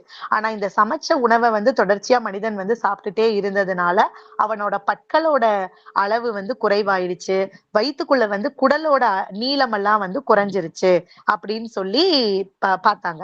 இப்ப வந்து முன்னாடி சாப்பிடறதுக்கு மட்டுமே 5 மணி நேரம் செலவிட்ட மனிதன் வந்து இப்ப 1 மணி நேரத்திலேயே அந்த வேலைகள் முடிஞ்சிட்டதுனால அவன் என்ன பண்ணான் அப்படின்னா மீதி இருந்த நேரங்கள்ல உபயோகமா பண்ண ஆரம்பிச்சான். இயற்கையிலேயே வந்து அவனோட மூளையில யோசிக்கிற தன்மை இருந்ததுனால மீதி நேரங்கள்ல வேற என்ன பண்ணலாம் அப்படின்னு சொல்லி தன்னை சுற்றி நடக்கிறத வந்து கவனிக்க ஆரம்பிச்சான் அப்படின்னு சொல்லி சொல்றாங்க. அப்ப இந்த நெருப்பு அப்படிங்கிறது ஒண்ணு வந்ததுக்கு அப்புறம் மனிதனோட வாழ்க்கையில நிறைய ஹோமோசேப்பியன்ஸோட வாழ்க்கையில வந்து நிறைய மாற்றங்கள் வந்து ஏற்பட்டது அப்படின்னு சொல்லி சொல்றாங்க. அதே மாதிரி இந்த நெருப்பை வந்து மற்ற உயிரினங்கள் வந்து பயன்படுத்துறதுக்கும் மனிதன் பயன்படுத்துறதுக்கும் ஒரு சின்ன வித்தியாசம் வந்து இருந்தது. ஆனா என்ன வித்தியாசம் அப்படின்னா மற்ற உயிரினங்கள் வந்து நெருப்பை வந்து பயன்படுத்த மட்டும்தான் முடியும். ஆனா மனிதனால மட்டும்தான் அதை வந்து கட்டுப்படுத்த முடியும் அப்படின்னு சொல்றாங்க. எப்படி அப்படின்னா எந்த இடத்துல நெருப்பை வந்து மூட்டணும், சிக்கிமுக்கி கற்களை உரசி தானே நெருப்பை வந்து இது பண்ணாங்க. எந்த இடத்துல நெருப்பை மூட்டணும், எவ்வளவு நேரம் வந்து நெருப்பு எரியணும், இந்த மாதிரி வந்து எவ்வளவு அளவு எரியணும் அப்படிங்கறது எல்லாத்தையுமே வந்து மனிதன் வந்து நெருப்பை வந்து தன்னோட கட்டுப்பாட்டுக்குள்ள கொண்டு வந்ததுனால நிறைய மாற்றங்கள் வந்து ஏற்பட்டது அப்படின்னு சொல்லி சொல்றாங்க. சரியா? இது வந்து நெருப்போட வளர்ச்சி வந்து மனிதனுக்கு எப்படி வந்து நல்ல விதங்கள்ல அமைஞ்சது அப்படிங்கறத வந்து சொல்றாங்க. இப்ப அதே மாதிரி பார்த்தோம் அப்படின்னா பிற மனித இனங்களின் அழிவுக்கு ஹோமோசேப்பியன்ஸ் தான் காரணமா அப்படின்னு சொல்லி சொல்றாங்க. இந்த பகுதி வந்து ரொம்ப சுவாரஸ்யமானது. நான் முன்னாடியே சொன்னேன் இல்லையா, எல்லா உயிரினங்களையுமே பாத்தீங்கன்னா அவங்கவுங்களுக்கு வந்து ஒரு சகோதர இனம் வந்து கண்டிப்பா இருக்கும். ஆனா மனிதனுக்கு வந்து ஏன் அந்த மாதிரி ஒரு சகோதர இனம் வந்து இல்ல? இப்ப நம்ம எல்லாருமே இந்த உலகத்துல இருக்கிற நம்ம எல்லாருமே ஹோமோசேப்பியன்ஸ் அப்படிங்கிற ஒரு பொதுவான கேட்டகரி கீழே வருவோம். இந்த ஹோமோசேப்பியன்ஸ் மாதிரி ஏன் வந்து ஹோமோ எரக்டர்ஸோ இல்ல வந்து வேற யாருமே வந்து ஏன் இல்ல அப்படின்னு ஒரு கேள்வி வருது இல்லையா? அப்ப அப்ப அந்த இனங்கள் வந்து உண்மையிலேயே இந்த உலகத்துல தோன்றுச்சா? அப்படி இருந்திருந்தா இப்ப அவங்க வந்து ஏன் இல்ல அப்படிங்கிற கேள்விக்கெல்லாம் வந்து இந்த இந்த பகுதி வந்து ரொம்ப நல்லாவே வந்து பதில் சொல்லக்கூடியதா இருந்துச்சு. இதுக்குதான் வந்து அந்த மரபியல் பூர்வமா நான் முன்னாடியே சொன்னேன் இல்லையா, அந்த மாற்றங்கள் வந்து வேக வேகமா நடந்தது ஹோமோசேப்பியன்ஸ்ல மட்டும்தான் நடந்துச்சு அப்படிங்கறத வந்து ஆசிரியர் இந்த இடத்துல வந்து சொல்றாங்க. இப்ப வந்து இப்ப நியாண்டர்தால் அந்த மாதிரியான மனிதர்கள் முன்னாடி இருந்திருக்காங்க. அவங்க வந்து ஹோமோசேப்பியன்ஸை விட உடல் அளவுல நல்ல பலம் வாய்ந்தவர்களா இருந்திருக்காங்க. அவங்களோட சண்டை போட்டு ஹோமோசேப்பியன்ஸால உடல் வலிமையை பயன்படுத்தி ஜெயிக்கிறது அப்படிங்கிறது வந்து ரொம்ப கடினமானதா இருந்துச்சு. ஜெயிக்கவே முடியல. அவங்க 2 பேருக்கும் இடையில வந்து நிறைய சண்டைகள் எல்லாம் நடந்ததா ஆசிரியர் வந்து ரொம்ப விரிவாவே கொடுத்திருப்பாரு. ஆனா அந்த சண்டைகள்ல வந்து பார்த்தோம்னா ஹோமோசேப்பியன்ஸ் வந்து தோத்துக்கிட்டே தான் இருந்திருக்காங்க. ஆனா இவன் வந்து தன்னோட ஹோமோசேப்பியன்ஸ் மூளை வளர்ச்சி அடைஞ்சு நல்ல நல்ல நிறைய புதுவிதமான திட்டங்கள் எல்லாம் போட்டு அவங்கள வந்து சண்டைகள்ல ஒரு இடத்துல அவங்கள வர சொல்லி அவங்கள வந்து மொத்தமா உடல் வலிமை இல்லாம மூளை வலிமை மூலமா அவங்கள வந்து கொன்று குவிச்சிருக்காங்க அப்படிங்கிற ஒரு கோட்பாடு இருக்கு அப்படின்னு சொல்லிட்டு சொல்றாங்க. இதுல வந்து பார்த்தோம்னா ஒரு இடத்துல ஆசிரியர் வந்து சொல்லுவாரு, கடந்த 10,000 ஆண்டுகளாக ஹோமோசேப்பியன்ஸ் நாம் வாழும் ஒரே மனித இனம், சகோதர சகோதரிகள் இல்லாமல் இருப்பது நம்மை படைப்பின் உச்சகட்டம் என நம்ப வைத்தது. மற்ற எல்லா இனங்களுக்கும் ஆழமான வேறுபாடு உள்ளது. ஹோமோசேப்பியன்ஸ் என்ற ஒரு வகையான விலங்கு என்று சார்லஸ் டார்வின் சொன்னதை யாராலும் ஏற்றுக்கொள்ள முடியவில்லை. இந்த சார்லஸ் டார்வின் பத்தி நம்ம இதுல வந்து அறிவியல் பூர்வமா பார்த்தா அவர் தான் வந்து இந்த கோட்பாடுகளை வந்து சொல்றாரு. மனிதன் வந்து ஒரு விலங்கா இருந்தான், அவனுக்கும் மற்ற உயிரினங்களுக்கும் வந்து இந்த மாதிரிதான் வேறுபாடுகள் இருந்தது. இதெல்லாம் சொல்லும் போது அந்த காலத்துல அதை யாராலையுமே வந்து ஏற்றுக்கொள்ள முடியவே இல்லை அப்படிங்கிறத இந்த இடத்துல வந்து ஆசிரியர் வந்து சொல்லியிருப்பாரு. அதே மாதிரி பார்த்தோம்னா மற்ற மற்ற உயிரினங்களுக்கு இல்லாத ஒரு சிறப்பான இது வந்து மனிதனுக்கு என்ன அப்படின்னா அவன் வந்து தனக்குன்னு ஒரு தனித்துவமான மொழியையும் வந்து கொண்டு இருக்கான். அதுதான் வந்து இந்த உலகத்தை வந்து வெற்றி கொள்ள அவனுக்கு உறுதுணையா இருந்துச்சு அப்படின்னு சொல்லி இந்த இதுல வந்து சொல்லியிருப்பாங்க. ரொம்ப சுவாரஸ்யமா இருக்கும் இந்த அத்தியாயம். அடுத்து வந்து பார்த்தோம்னா ஞான விருட்சம் அப்படின்னு சொல்லிட்டு ஒரு ஒரு தலைப்பு. அதுல வந்து பாத்தீங்கன்னா முன்னாடி காலத்துல பண்டைய சேப்பியன்ஸ் வந்து தோற்றத்துல மனிதர்களை போல இருந்தாலும் அவங்களுக்கு வந்து பாத்தீங்கன்னா ஒரு புது விஷயங்களை கத்துக்கிறதோ இல்ல வந்து நினைவில் வச்சுக்கிறதோ தான் நினைச்ச கருத்துக்களை மற்றவங்களோட பரிமாறிக்கொள்ளுதல் இந்த மாதிரி எந்த திறமையுமே இருந்ததில்ல. ஆனா 70,000 ஆண்டுகளுக்கு முன்பு வந்த ஹோமோ இனம் வந்து இந்த மாதிரியான திறமைகளை வந்து இருந்தது. ஏன் அப்படின்னா அதோட மரபணுக்கள்ல வந்து இந்த மாதிரியான ஒரு மாற்றம் ஏற்பட்டது. இந்த மாற்றம் வந்து ஹோமோசேப்பியன்ஸ் இனத்துக்கு இல்லாம வேற ஏதாவது ஒரு இனத்துக்கு இந்த மாற்றம் நடந்திருந்தது அப்படின்னா இந்த உலகம் வந்து இப்ப வேற மாதிரி மாறி இருக்கும் அப்படிங்கறத ஆசிரியர் வந்து சொல்றாரு. இது வந்து ஏன் இயற்கை வந்து ஹோமோசேப்பியன்ஸ் இனத்தை இந்த மரபணு மாற்றத்தை ஏற்படுத்துறதுக்கு தேர்ந்தெடுத்துச்சு அப்படிங்கிறதுக்கான பதில் தான் இல்ல. அது வந்து ஒரு தற்செயலா நடந்த நிகழ்வு அப்படின்னு வந்து ஆசிரியர் வந்து சொல்றாரு. அதே மாதிரி பார்த்தோம்னா இப்ப இந்த ஹோமோசேப்பியன்ஸ் இனம் வந்து இப்படி பெரிய அளவுல மாறினதுக்கு இன்னொரு காரணம் வந்து என்ன அப்படின்னு சொன்னா வம்பு பேச்சு கோட்பாடு அப்படின்னு சொல்றாங்க. இப்ப இந்த வம்பு பேச்சு அப்படிங்கிறத நம்ம எப்படி சொல்லலாம் அப்படின்னா காசிப்ஸ் அப்படின்னு நம்ம வந்து சொல்லுவோம். நம்மள மனித இனங்கள்ல வந்து பாத்தீங்கன்னா நிறைய பேருக்கு காசிப்ஸ் பேசுறது அப்படிங்கிறது ரொம்ப பிடிக்கும். அதாவது ஒரு ஒரு மூன்றாவது நபர் பத்தி அவர் இல்லாத நேரங்கள்ல அவங்கள பத்தி வந்து சொல்றது. இததான் நம்ம வந்து காசிப்ஸ் அப்படின்னு சொல்லுவோம். இந்த காசிப்ஸ் வந்து நல்லதா கெட்டதா அப்படிங்கறதெல்லாம் வந்து அடுத்த பட்சம். ஆனா நிறைய மனிதர்களை வந்து ஒன்னா சேர்க்கறதுக்கு இந்த வம்பு பேச்சு கோட்பாடு வந்து ரொம்ப உதவுது அப்படின்னு சொல்றாங்க. இப்ப இந்த இடத்துல ஆசிரியர் வந்து ஒரு சின்ன எடுத்துக்காட்டு சொல்றாரு. அது ரொம்ப சுவாரஸ்யமா இருந்தது. என்ன அப்படின்னா இப்ப ஒரு ஆறு இருக்குன்னு வச்சுக்கோங்களேன். அந்த ஆத்துல சிங்கங்கள் எல்லாம் வந்து தண்ணி குடிச்சிட்டு இருக்கு. இத வந்து 2 பேரு பாக்குறாங்க. ஒண்ணு வந்து குரங்குன்னு சொல்ற அந்த மற்ற இனங்கள் அதுவும் பாக்குது. ஹோமோசேப்பியன்ஸ்ன்னு சொல்ற நம்மளும் பாக்குறோம். இப்ப இது நம்ம 2 பேருமே பாக்குறோம்னு வச்சுக்கோங்களேன். குரங்குகள் வந்து என்ன பண்ணும் அப்படின்னா அது மத்த குரங்குகள்கிட்ட வந்து என்ன போய் சொல்லியிருக்கும் ஒரு இமேஜினேஷனுக்கு என்ன சொல்லியிருக்கும்னா ஏன் அங்க போகாதீங்க, அங்க சிங்கம் எல்லாம் தண்ணி குடிச்சிட்டு இருக்கு, நம்ம போனோம்னா அது ஒரு வேளை நம்மள அடிச்சு சாப்பிட்டுரும், அங்க போகாதீங்க அப்படிங்கிற ஒரு வார்னிங் மெசேஜ மட்டும் தான் குரங்குகள் கொடுக்கும். ஆனா இதே வந்து ஒரு ஹோமோசேப்பியன்ஸ் இனம் வந்து அதை பார்த்துச்சு அப்படின்னு சொன்னா என்ன தன்னை மற்ற ஹோமோசேப்பியன்ஸ் கிட்ட என்ன பேசிக்கும் அப்படின்னா உனக்கு தெரியுமா நான் வரும்போது அங்க வந்து ஒரு சிங்கங்கள் எல்லாம் தண்ணி குடிக்கிறத பார்த்தேன். அந்த சிங்கங்களை வந்து நம்ம வந்து வேட்டையாடுறதுக்கு ஒரு நல்ல யுக்தி இருக்கு. அந்த சிங்கங்களை நம்ம கொன்னோம் அப்படின்னு சொன்னா நிறைய நாளைக்கு நம்ம வந்து சாப்பிடுறதுக்கு தேவையான உணவு நமக்கு கிடைக்கும். அதை நம்ம சுட்டு சாப்பிடலாம். அதை வந்து இப்படி ஒண்ணு சொல்லுச்சுன்னா இன்னொன்னு சொல்லும். அந்த சிங்கத்தை வந்து நம்ம நேரடியா அதை வந்து கொல்ல முடியாது. நம்ம கிட்ட வந்து இந்த மாதிரியான ஆயுதங்கள் எல்லாம் இருக்கு. இதை வச்சு நம்ம இவ்வளவு தூரத்துல இருந்து அதை குத்தி கொன்னோம் அப்படின்னு சொன்னா நீ வந்து இந்த சிங்கங்களை எல்லாம் திசை திருப்பு, நான் வந்து இது பண்றேன் அது பண்றேன் அப்படின்னு அதுகளுக்குள்ளேயே வந்து காசிப்ஸ் பேசி ஒரு திட்டங்களை உருவாக்கி அந்த சிங்கத்தை கொல்ற அளவுக்கு திட்டங்களை வந்து போடக்கூடிய அளவு அறிவாற்றல் வந்து ஹோமோசேப்பியன்ஸ்க்கு இருக்குது அப்படின்னு வந்து ஆசிரியர் வந்து சொல்றாரு. அப்ப யதார்த்தத்துல இருக்கிற விஷயங்கள் இல்லாத விஷயங்கள் இது எல்லாத்தையுமே வந்து ஹோமோசேப்பியன்ஸால பேச முடியும் அப்படின்னு சொல்றாங்க. இந்த எடுத்துக்காட்டு வந்து ரொம்ப சுவாரஸ்யமானதா இருந்தது. அதே மாதிரி வந்து பார்த்தோம்னா இயற்கையில வந்து நிறைய உயிரினங்கள் வந்து இருக்குது. ஆனா இப்ப இதுக்கு வந்து ஒரு எடுத்துக்காட்டு வந்து இது வந்து தன்னோட இனத்துக்குள்ள அது வந்து எந்த அளவு ஒற்றுமையா இருக்கு, ஒண்ணு சொல்றதை இன்னொன்னு வந்து எந்த அளவு வந்து கேட்டு நடந்துக்குது அப்படிங்கிறதுக்கு இன்னொரு எடுத்துக்காட்டு வந்து சொல்றாரு. என்ன அப்படின்னு சொன்னா எறும்பு, தேனி இந்த மாதிரி எல்லாம் இருக்கு இல்லையா, இதெல்லாம் வந்து பெருசா என்ன சொல்றது சில விஷயங்கள்ல ஒண்ணுக்கு உடன்பட்டு போகும். நிறைய விஷயங்கள்ல வந்து வளைந்து கொடுக்கவே கொடுக்காது. தான் எப்படி இருக்கணும் அது மாதிரிதான் இருப்பேன் அப்படின்னு இருக்கிறது. அதே மாதிரி பார்த்தோம்னா சிம்பான்சி, ஓனாய் இதெல்லாம் பாத்தீங்கன்னா அதை விட கொஞ்சம் பெட்டரா ஒருத்தருக்கு ஒருத்தர் வளைந்து கொடுக்கக்கூடிய தன்மையா இருக்கும். ஒரு ஒரு ஒரு குழுவா இயங்கி செயல்பட முடியும். ஆனா இந்த ஹோமோசேப்பியன்ஸ் சொல்றோம் இல்லையா, இவங்க வந்து பாத்தீங்கன்னா அந்நியர்களோட அதிக அளவு வளைந்து கொடுக்கக்கூடிய தன்மை உடையவர்களா இருந்தாங்க அப்படின்னு சொல்றாங்க.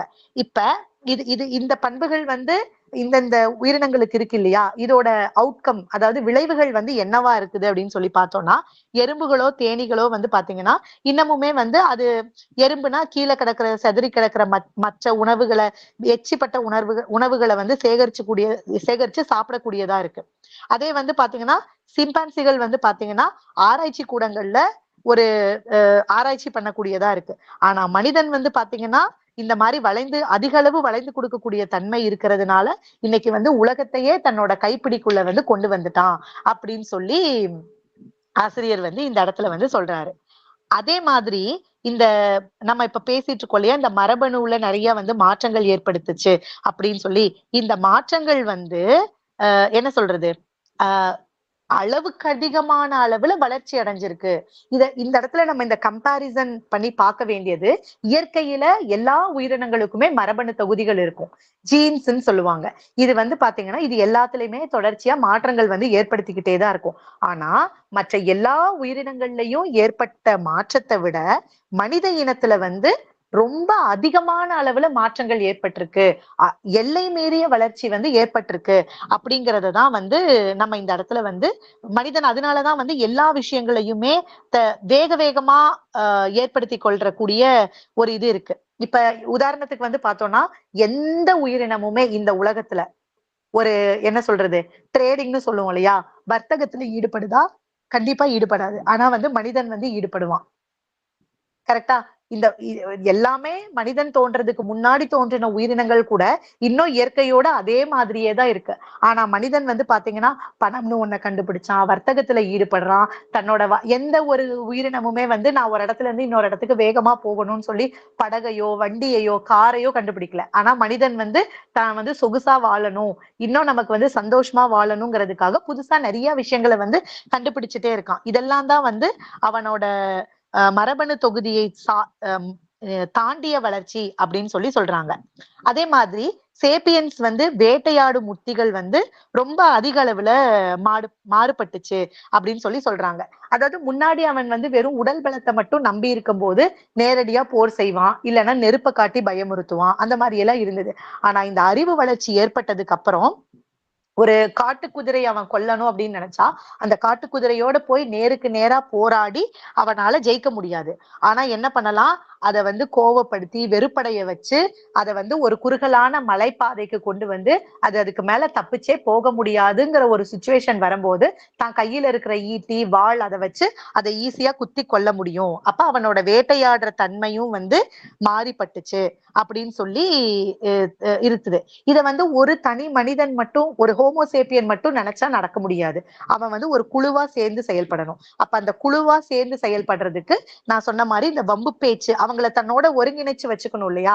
அப்ப இந்த வம்பு பேச்சுன்னு சொல்ற இந்த காசிப்ஸ் வந்து அவனுக்கு ரொம்ப உறுதுணையா இருந்துச்சு அப்படின்னு சொல்லி சொல்றாங்க. இப்ப அவன் அந்த குரூப் ஆஃப் பீப்புளை எப்படி வந்து மேனிப்புலேட் பண்ணுவான் அப்படின்னு சொல்லி பார்த்தோம்னா, ஏய் நம்ம எல்லாரும் சேர்ந்து இந்த மாதிரி அந்த காட்டு குதிரையெல்லாம் கொன்னோன்னு வச்சுக்கோங்க, நமக்கு அதுல இருந்து இறைச்சி கிடைக்கும், கொழுப்பு கிடைக்கும், அதோட தோல் கிடைக்கும், அதை நம்ம எல்லாருமே பகிர்ந்துக்கலாம், அதை வச்சு இதெல்லாம் பண்ணலாம் அதெல்லாம் பண்ணலாம், இந்த மாதிரி இதெல்லாம் கிடைக்கும், அப்ப நம்ம எல்லாரும் சேர்ந்து இதை பண்ணலாம் அப்படின்னு சொல்லி அந்த மூளை சலவைன்னு சொல்லுவாங்க இல்லையா, அந்த கலை வந்து மனிதனுக்கு வந்து அதிக அளவுல வந்துச்சு அப்படின்னு சொல்லி சொல்றாங்க. நான் முன்னாடியே சொன்ன மாதிரிதான் நியாண்டர்தால் 50 நியாண்டர்தால் மனிதர்களை வந்து 500 சேப்பியன்ஸ் சேர்ந்து உடல் வலிமையால அவங்கள ஒண்ணுமே பண்ண முடியாது. ஏன்னா அவங்க உடல் வலிமை அதிகமானவங்க நியாண்டர்தால் மனிதர்கள். ஆனா மூளை அளவு வச்சு பார்க்கும்போது, சிந்திக்கிற ஆற்றல் வச்சு பார்க்கும்போது ஹோமோசேப்பியன்ஸ் அதிக அளவுல சிந்தனை திறன் மிக்கவர்களா இருந்ததுனாலதான் நியாண்டர்தால்னு ஒரு இனமே இல்லாம போச்சு அப்படின்னு ஆசிரியர் வந்து இந்த இடத்துல சொல்றாரு. ரொம்ப இதெல்லாம் வந்து சுவாரஸ்யமான விஷயங்களா இருந்துச்சு. அதே மாதிரி பார்த்தோம்னா இந்த அறிவியல் புரட்சி நிறைய ஏற்பட நிறைய நல்ல நல்ல மாற்றங்கள் வந்து ஏற்படுச்சு அப்படிங்கிறத ஆசிரியர் வந்து சொல்றாரு. இந்த எப்படி சொல்றது, இப்ப ஒரு இடத்துல ஒரு எக்ஸாம்பிளுக்கு வந்து சொல்லணும் அப்படின்னா, இப்ப ஒரு ஒரு ஒரு 2 அறை இருக்குன்னு வச்சுக்கோங்க. அந்த 2 அறையில ஒரு 1000க்கும் மேற்பட்ட சிம்பான்சிகளை ஒரு அறையில அடைச்சு வைக்கிறோம். அதே மாதிரி ஒரு 1000 ஹோமோசேப்பியன்ஸ் சொல்ற மனிதர்களை வந்து அடைச்சு வைக்கிறோம். ஒரு 2 மணி நேரம் அடைச்சு வைக்கிறோம்னு வச்சுக்கோங்களேன். இந்த 2 இதுல என்ன ஆகும்னு பாத்தீங்கன்னா, ஹோமோசேப்பியன்ஸ் வந்து சாரி சிம்பான்சிகள் வந்து என்ன பண்ணும்னா ஒருத்தருக்கு ஒருத்தர் சண்டை போட்டுட்டு காய் மூயின்னு கத்திட்டு இருக்கும். ஆனா ஒரு 1000 மனிதர்களை வந்து ஒரு இடத்துல அடைச்சு வச்சோம்னு வச்சுக்கோங்களேன், அவங்க ஃபர்ஸ்ட் அவங்களுக்குள்ளேயே வந்து பேசிக்குவாங்க. முதல்ல வந்து ஒரு ஒரு சண்டைகள் மாதிரி இருந்தா கூட கொஞ்ச நேரத்துல அவங்களுக்கு அவங்களே பேசிக்குவாங்க. பேசிக்கிட்டு தனக்கு யாரெல்லாம் தன்னோட சிந்தனையோட ஒத்து போறாங்களோ அவங்க எல்லாருமே ஒரு குறிப்பிட்ட குழுவா சேர்ந்துக்குவாங்க. சேர்ந்து இப்ப எப்படி ஒரு உதாரணத்துக்கு சொல்லணும்னா, நாங்கலாம் வந்து கோயம்புத்தூர்காரங்க, நாங்கலாம் வந்து சென்னைக்காரங்க, இல்ல நாங்கலாம் இந்த காலேஜ்ல படிச்சோம் அப்படின்னு சொல்லி அவங்களுக்குள்ளேயே அவங்க வந்து ஒரு குரூப்பா சேர்ந்துக்குவாங்க. சேர்ந்துகிட்டு, ஓ நீ இந்த வேலை செய்றியா? நான் வந்து இந்த வேலை செய்றேன். ஏன் நம்ம 2 பேரும் சேர்ந்து இந்த மாரி ஒரு புதுவிதமான வேலைய ஆரம்பிக்க கூடாது? ஓ உனக்கு இந்த தேவை இருக்கா? நான் வந்து இத உற்பத்தி செய்றேன். இத நீ என்கிட்ட இருந்து வாங்கி நம்ம 2 பேரும் ஏன் சேர்ந்து ஒரு தொழில் தொடங்கக்கூடாது? இந்த மாதிரியான விஷயங்கள் வந்து ஒரு ஹோமோசேப்பியன்ஸ் சேர்ந்தா செய்ய முடியும் அப்படின்னு சொல்லி ஆசிரியர் வந்து சொல்றாரு. இத நம்ம கொஞ்சம் நம்ம டீப்பா யோசிச்சு பார்த்தோம்னா உண்மைதானே. நம்மளே இப்ப வந்து இப்ப எங்களெல்லாம் பாத்தீங்கன்னா நாங்க ஒரு கான்ஃபரன்ஸ் போறோம்னு வச்சுக்கோங்களேன். ஒரு 5 நாள் ப்ரோக்ராம் அந்த மாதிரி போனோம்னா முதல் நாள் வந்து நம்ம யார் கூடயும் பெருசா பேச மாட்டோம். ரொம்ப பதட்டமான ஒரு மனநிலையில இருப்போம். ஆனா ஒரு முதல் நாள் தாண்டினதுக்கு அப்புறம் நீங்க உங்களை பத்தி செல்ஃப் இன்ட்ரோ பண்ணுங்க அப்படின்னு சொல்றாங்கன்னா, நான் என்னோட பேர் இது, நான் இங்க இருந்து வரேன், நான் இந்த டொமைன்ல ஒர்க் பண்றேன் அப்படின்னு நம்மளை பத்தி நம்ம தெரிஞ்சுக்கும் போது அதே டொமைன்ல ஒர்க் பண்றவங்களோ இல்ல அதே ஊர்க்காரங்களோ இல்ல அதே மொழி பேசுறவங்களா இருந்தா என்ன பண்ணுவாங்க, ஓ இவங்க நமக்கு தெரிஞ்சவங்களா இருக்காங்கன்னு சொல்லிட்டு கொஞ்ச நேரத்திலே நம்ம கிட்ட வந்து பேசுவாங்க. அப்ப அது மூலமா வந்து ஒரு புது ஃப்ரெண்ட்ஷிப் வந்து டெவலப் ஆகும் இல்லையா. இப்ப இருக்கிற சினாரியோல அதே மாதிரிதான் வந்து ஹோமோசேப்பியன்ஸ்க்கு வந்து நடந்திருக்கு அப்படிங்கறத ஆசிரியர் வந்து இந்த இடத்துல வந்து சொல்றாரு. அடுத்து வந்து பாத்தீங்கன்னா, இன்னொரு சுவாரஸ்யமான ஒரு இது வந்து என்ன அப்படின்னா, இப்ப வந்து நமக்கு நம்மளோட ஒரு ஒரு நாள் அப்படிங்கிறது 24 மணி நேரம்னு நம்ம வந்து வரையறை பண்ணி வச்சுக்கிறோம். இந்த ஆதி மனிதனோட ஒரு நாள் அப்படிங்கிறது வந்து முன்னாடி எப்படி இருந்திருக்கும் அப்படின்னு ஆசிரியர் வந்து சொல்றாரு. இப்ப நம்ம எல்லாருமே வந்து ஒரு மாடர்னான ஒரு வாழ்க்கையில வாழ்றோம். காலையில ஒரு 5 மணிக்கு எந்திரிக்கிறோம். இதெல்லாம் அடுத்து பிரஷ் பண்றோம். நம்ம வந்து தூய்மைப்படுத்திக்கிறோம், சமைக்கிறோம், வேலைக்கு போறோம். இந்த மாதிரி நம்மளோட ஒரு ரெகுலரான ரொட்டீன் வாழ்க்கை வந்து இந்த மாதிரி இருக்கு. ஆனா ஒரு ஒரு ஆதி மனிதன் வந்து எப்படி தன்னோட வாழ்க்கைய வந்து வாழ்ந்தான் அப்படிங்கிறத சொல்றாங்க. ஆதி மனிதனோட முக்கியமான வேலையே வந்து பாத்தீங்கன்னா, அவன் தனக்கு தேவையான உணவை வந்து சேகரிச்சுக்கிட்டே இருக்கிறது. உணவு சேகரிப்பான், சாப்பிடுவான். அப்புறம் தன்னோட நேரம் இருந்ததுன்னா தன்னோட அடுத்த சந்ததியை உருவாக்குறதுக்கான வேலையை செய்வான். மற்ற உயிரினங்கள்ல இருந்து தன்னைய வந்து காப்பாத்திக்குவான், தூங்கிருவான். இதையே தான் செஞ்சுக்கிட்டே இருப்பான். இப்ப இன்னொன்னு என்னன்னா, ஆதி மனிதன் வந்து ஒரே இடத்துல நிலையா இருந்தானா அப்படின்னு சொன்னா இல்ல. அவன் வந்து தொடர்ச்சியா ஒரு ஒரு இடத்துல இருந்து இன்னொரு இடத்துக்கு தொடர்ச்சியா நடந்துட்டு போயிட்டு ஒரு காட்டுல இருப்பான். கொஞ்ச நாள் வந்து அங்க தனக்கு தேவையான உணவெல்லாம் கிடைக்கிற வரைக்கும் அங்க இருப்பான். அது இல்ல அப்படின்னு சொன்னா வேற இடத்துக்கு உணவு சேகரிக்கிறதுக்காக வேற இடத்துக்கு வந்து போயிருவான். இப்படிதான் வந்து அவனோட பெரும்பாலான நேரம் வந்து உணவை சேகரிக்கக்கூடியதுக்காகவே வந்து நம்ம இருக்கிறான் அப்படின்னு சொல்லி சொல்றாங்க. இந்த இடத்துல சில சுவாரஸ்யமான விஷயங்கள் வந்து இருந்துச்சு. என்ன அப்படின்னு சொல்லி பார்த்தோம்னா, மனித இனம் நம்ம வந்து இப்ப இன்னைக்கு எவ்வளவுதான் நம்ம வந்து வளர்ச்சி அடைஞ்சு ஒரு பெரிய நம்ம எல்லாம் வந்து ஒரு பெரிய இனம் அப்படின்னு சொல்லி நம்மள வந்து நம்ம மார்த்தட்டிக்கிட்டா கூட நம்மளோட ஜீன்ஸ்ன்னு சொல்றோம் இல்லையா, அந்த மரபணுக்கள்ல இன்னும் வந்து அந்த பழைய காலத்துல இருந்த அந்த ஜீன் வந்து இப்ப வரைக்கும் கண்டினியூ ஆகுது அப்படிங்கறத வந்து ஆசிரியர் வந்து சொல்றாரு. சில விஷயங்கள் வந்து அதுக்கு நல்லாவே வந்து ஒத்து போகுது. எப்படி அப்படின்னா, முன்னாடி காலத்துல ஆதி மனிதன் இருந்தான் இல்லையா, அவனுக்கு வந்து இப்ப நமக்கு வந்து நினைச்சோம் அப்படின்னா நம்ம கிட்ட பணம்னு ஒண்ணு இருக்கு. நம்ம நேரடியா காசு குடுத்து நமக்கு தேவையான சாப்பாடோ இல்ல வந்து ஸ்நாக்ஸ் இதெல்லாமே வந்து நமக்கு தேவையானது எல்லாத்தையுமே நம்ம வந்து வாங்கிக்கிறோம், சாப்பிட்டுக்கிறோம், எல்லாமே பண்ணிக்கிறோம். ஆனா அந்த காலத்துல அவன் வந்து வேட்டையாடி ரொம்ப கஷ்டப்பட்டு தான் தனக்கு தேவையான உணவை வந்து சேகரிச்சு வச்சுக்குவான். அப்ப என்ன பண்ணுவான்னா, சாப்பாடும் வந்து அவன் சேகரிக்கிற அந்த இதுவுமே வந்து ரொம்ப நாளைக்கெல்லாம் வந்து தாங்காது. சீக்கிரமே கெட்டு போகக்கூடியதாவும் இருந்தது. அப்ப என்ன பண்ணுவான், இப்ப ஒரு நாள் சாப்பிட்டான்னா, அடுத்த உணவு அவனுக்கு எப்ப கிடைக்கும்னே அவனுக்கு தெரியாது. இன்னும் 2 நாள் ஆகலாம். கிட்டத்தட்ட 1 வாரம் கூட ஆகலாம். அப்ப என்ன என்ன பண்ணுவான்னா, அவன் அவன் கிடைக்கும்போது தேவைக்கு அதிகமா அவன் வந்து சாப்பிட்டுக்கிட்டே இருப்பான். அப்ப என்ன ஆயிரும்னா, அது அவனோட உடம்புல வந்து கொழுப்பா போய் சேர்ந்துரும். அப்புறம் அடுத்த ஒரு 2, 3 நாளைக்கு அவனுக்கு சாப்பாடு இல்லன்னா கூட, அந்த கொழுப்புகள் தொடர்ச்சியா நடந்துகிட்டே இருக்கான் இல்லையா? அப்ப அந்த கொழுப்புகள் மூலமா அவனுக்கு தேவையான சக்தி வந்து கிடைச்சுக்கிட்டே இருந்துச்சு. இது ஒரு சினாரியோ. இத நம்ம இப்ப யோசிச்சு பாருங்களேன். நம்ம என்ன பண்றோம்? இப்ப நம்ம உடம்புக்கு வந்து சில விஷயங்கள் இதெல்லாம் அதிக கலோரிகள் கொண்ட உணவு. நம்ம பெருசா வேலையும் எதுவும் செய்யறது இல்ல. நம்ம இத வந்து சாப்பிடக்கூடாதுன்னு நமக்கு தெரியும். ஆனாலும் நம்ம என்ன பண்றோம்? அதிக கலோரிகள் இருக்கிற ஒரு உணவ வந்து தேடி போய் சாப்பிடுறோம். அதே மாரி இன்னொரு எக்ஸாம்பிள் வந்து பார்த்தோம்னா, இப்பயுமே பார்த்தோம்னா நம்ம வீட்டு ஃப்ரிட்ஜ்ல வந்து ஒரு ஐஸ்கிரீம் இருக்கு, இல்ல நமக்கு ரொம்ப பிடிச்சமான ஒரு பதார்த்தம் இருக்கு அப்படின்னு சொல்லி பார்த்தோம்னா, அத இப்ப நம்ம சாப்பிட்டு உடனே சாப்பிடணும். நம்ம உடம்புக்கு அது தேவையே கிடையாது. ஆனா, அத சாப்பிட்டு முடிக்கிற வரைக்கும் நம்ம என்ன பண்ணுவோம்? ஃப்ரிட்ஜ போய் தொறப்போம், எடுப்போம், சாப்பிடுவோம். ஃப்ரிட்ஜ போய் எடுப்போம், சாப்பிடுவோம். இதெல்லாம் செஞ்சுட்டே இருக்கோம் இல்லையா? இதெல்லாம் வந்து என்ன அப்படின்னா, அந்த காலத்துல வந்து மனிதனுக்கு இனிப்பு அப்படிங்கிற ஒரு ஒரு இனிப்புக்கான ஒரு மூலம் வந்து என்னவா இருந்ததுன்னா, பழங்கள்ல இருந்துச்சு. அப்ப அந்த பழங்கள் ஏதாவது ஒரு இடத்துல இருந்துச்சு அப்படின்னா, அந்த பழங்கள அதிக அளவுல பறிச்சு, உடனே அவன் வந்து சாப்பிட்டுக்கணும். இப்பவே நம்ம சாப்பிட்டு வச்சுக்கணும்னு நினைக்கிற அந்த ஜீன் வந்து இப்ப வரைக்கும் நமக்கு தொடர்ச்சியா இருக்கிறதுனால தான், இனிப்ப பார்த்த உடனே நம்ம வந்து ஏன்னா அது நம்ம உடம்புக்கு உடனடியா ஒரு ஒரு எனர்ஜி, ஒரு அதிக அளவு கலோரிகள குடுக்கக்கூடிய, ஒரு எனர்ஜிய குடுக்கக்கூடிய ஒரு பொருளா இருக்கிறதுனால தான், மனிதனுக்கு வந்து இன்னமுமே வந்து அந்த இனிப்பு மேல வந்து ஆர்வம் வந்து அதிகமா இருக்குது அப்படிங்கிறத ஆசிரியர் வந்து இந்த இடத்துல சொல்றாரு. அதே மாரி பார்த்தோம்னா, குழந்தை வளர்ப்பு அப்படிங்கிற ஒரு இதுல பார்த்தோம்னா, அந்த காலத்துல வந்து குழந்தை ஒண்ணு பொறந்துச்சு அப்படின்னு சொன்னா, அந்த குழந்தைய வந்து வளர்க்கிற முழு பொறுப்பும் அந்த குழுவுல இருக்கிற எல்லாருக்குமே பொதுவான விஷயமா ஒண்ணு வந்து இருந்துச்சு. அப்ப வந்து என்ன அப்படின்னா, ஆனா இப்ப இருக்கிற இப்ப வந்து பாத்தீங்கன்னா, குழந்தை வளர்ப்பு அப்படிங்கிறது கூட்டு குடும்பத்துல இருக்கும்போது, அந்த குடும்பத்துல இருக்கிற உறுப்பினர்கள் அதுல பங்கேற்றுக்கிட்டாங்க. அதுவும் இப்ப வந்து தனி தனி குடும்பமா மாறுனதுக்கு அப்புறம், அதுவும் வந்து பொதுவாவே அந்த வீட்ல இருக்கிற பெண் தான் வந்து அந்த குழந்தைய நல்லா பாத்துக்கணும், அப்படிங்கிற மாதிரி மாறிடுச்சு அப்படின்னு சொல்லி சொல்றாங்க. சரியா? இப்ப இது மாதிரி இருக்கும்போது, இன்னொன்னு வந்து என்னன்னா, ஆதி காலத்துல மனிதன் இருக்கும்போது, அவன் நிலையான ஒரு இடத்துல இருக்கல. தொடர்ச்சியா ஒரு இடத்துல இருந்து இன்னொரு இடத்துக்கு நகர்ந்து போய்க்கிட்டே இருந்ததுனால, அவன் வந்து ஒரு குழந்தை அப்படிங்கிற ஒரு கமிட்மெண்ட்டுக்குள்ள போகறதுக்கு அதிக அளவுல வந்து யோசிக்கக்கூடியவனா இருந்தான், அப்படின்னு சொல்றாங்க. அதே மாரி தொடர்ச்சியா ஒரு இடத்துல இருந்து இன்னொரு இடத்துக்கு போறதுனால, அவனுக்கு வந்து தான் வாழ்றதுக்கு தேவையான பொருட்கள் அப்படிங்கிறது வந்து ரொம்ப குறைவான அளவுல தான் அவனுக்கு வந்து இருந்துச்சு. ஏன்னா, இப்ப நம்ம வந்து ப்ராப்பரா டிரெஸ் பண்றோம், எல்லாமே பண்றோம். ஆனா, அந்த காலத்துல அந்த மாரி எல்லாம் இல்ல இல்லையா? அதனால அவங்க வந்து அவங்களுக்கான பொருட்களே வந்து ரொம்ப குறைவான அளவுல தான் இருந்துச்சு. ஏன்னா, ஒரு இடத்துல இருந்து இன்னொரு இடத்துக்கு அவனே தூக்கிட்டு போகணும் அப்படிங்கிறதுனால. ஆனா, இப்ப வந்து எல்லாமே மாறிடுச்சு. மனிதன் வந்து ஒரு நிலையான இடத்துல இருக்கிறதுனால என்ன ஆகுது? இந்த அறிவியல் புரட்சி ஏற்பட்டதுல மனிதன் வந்து ஒரே இடத்துல நிலையா ஆரம்பிச்சான். அதன் மூலமா நெறைய மாற்றங்கள வந்து சந்திச்சான் அப்படின்னு சொல்லிட்டு, ஆசிரியர் வந்து ஒரு சின்ன ஹிண்ட் குடுத்து நம்மள வந்து அடுத்த அத்தியாயத்துக்கு வந்து எடுத்துட்டு போறாரு. அதே மாரி பார்த்தோம்னா, செழிப்பான வாழ்க்கை வாழ்ந்த பூர்வீக ஸ் அ பூர் பூ பூர்வீக சமுதாயம் அப்படின்னு சொல்லி சொல்றாங்க.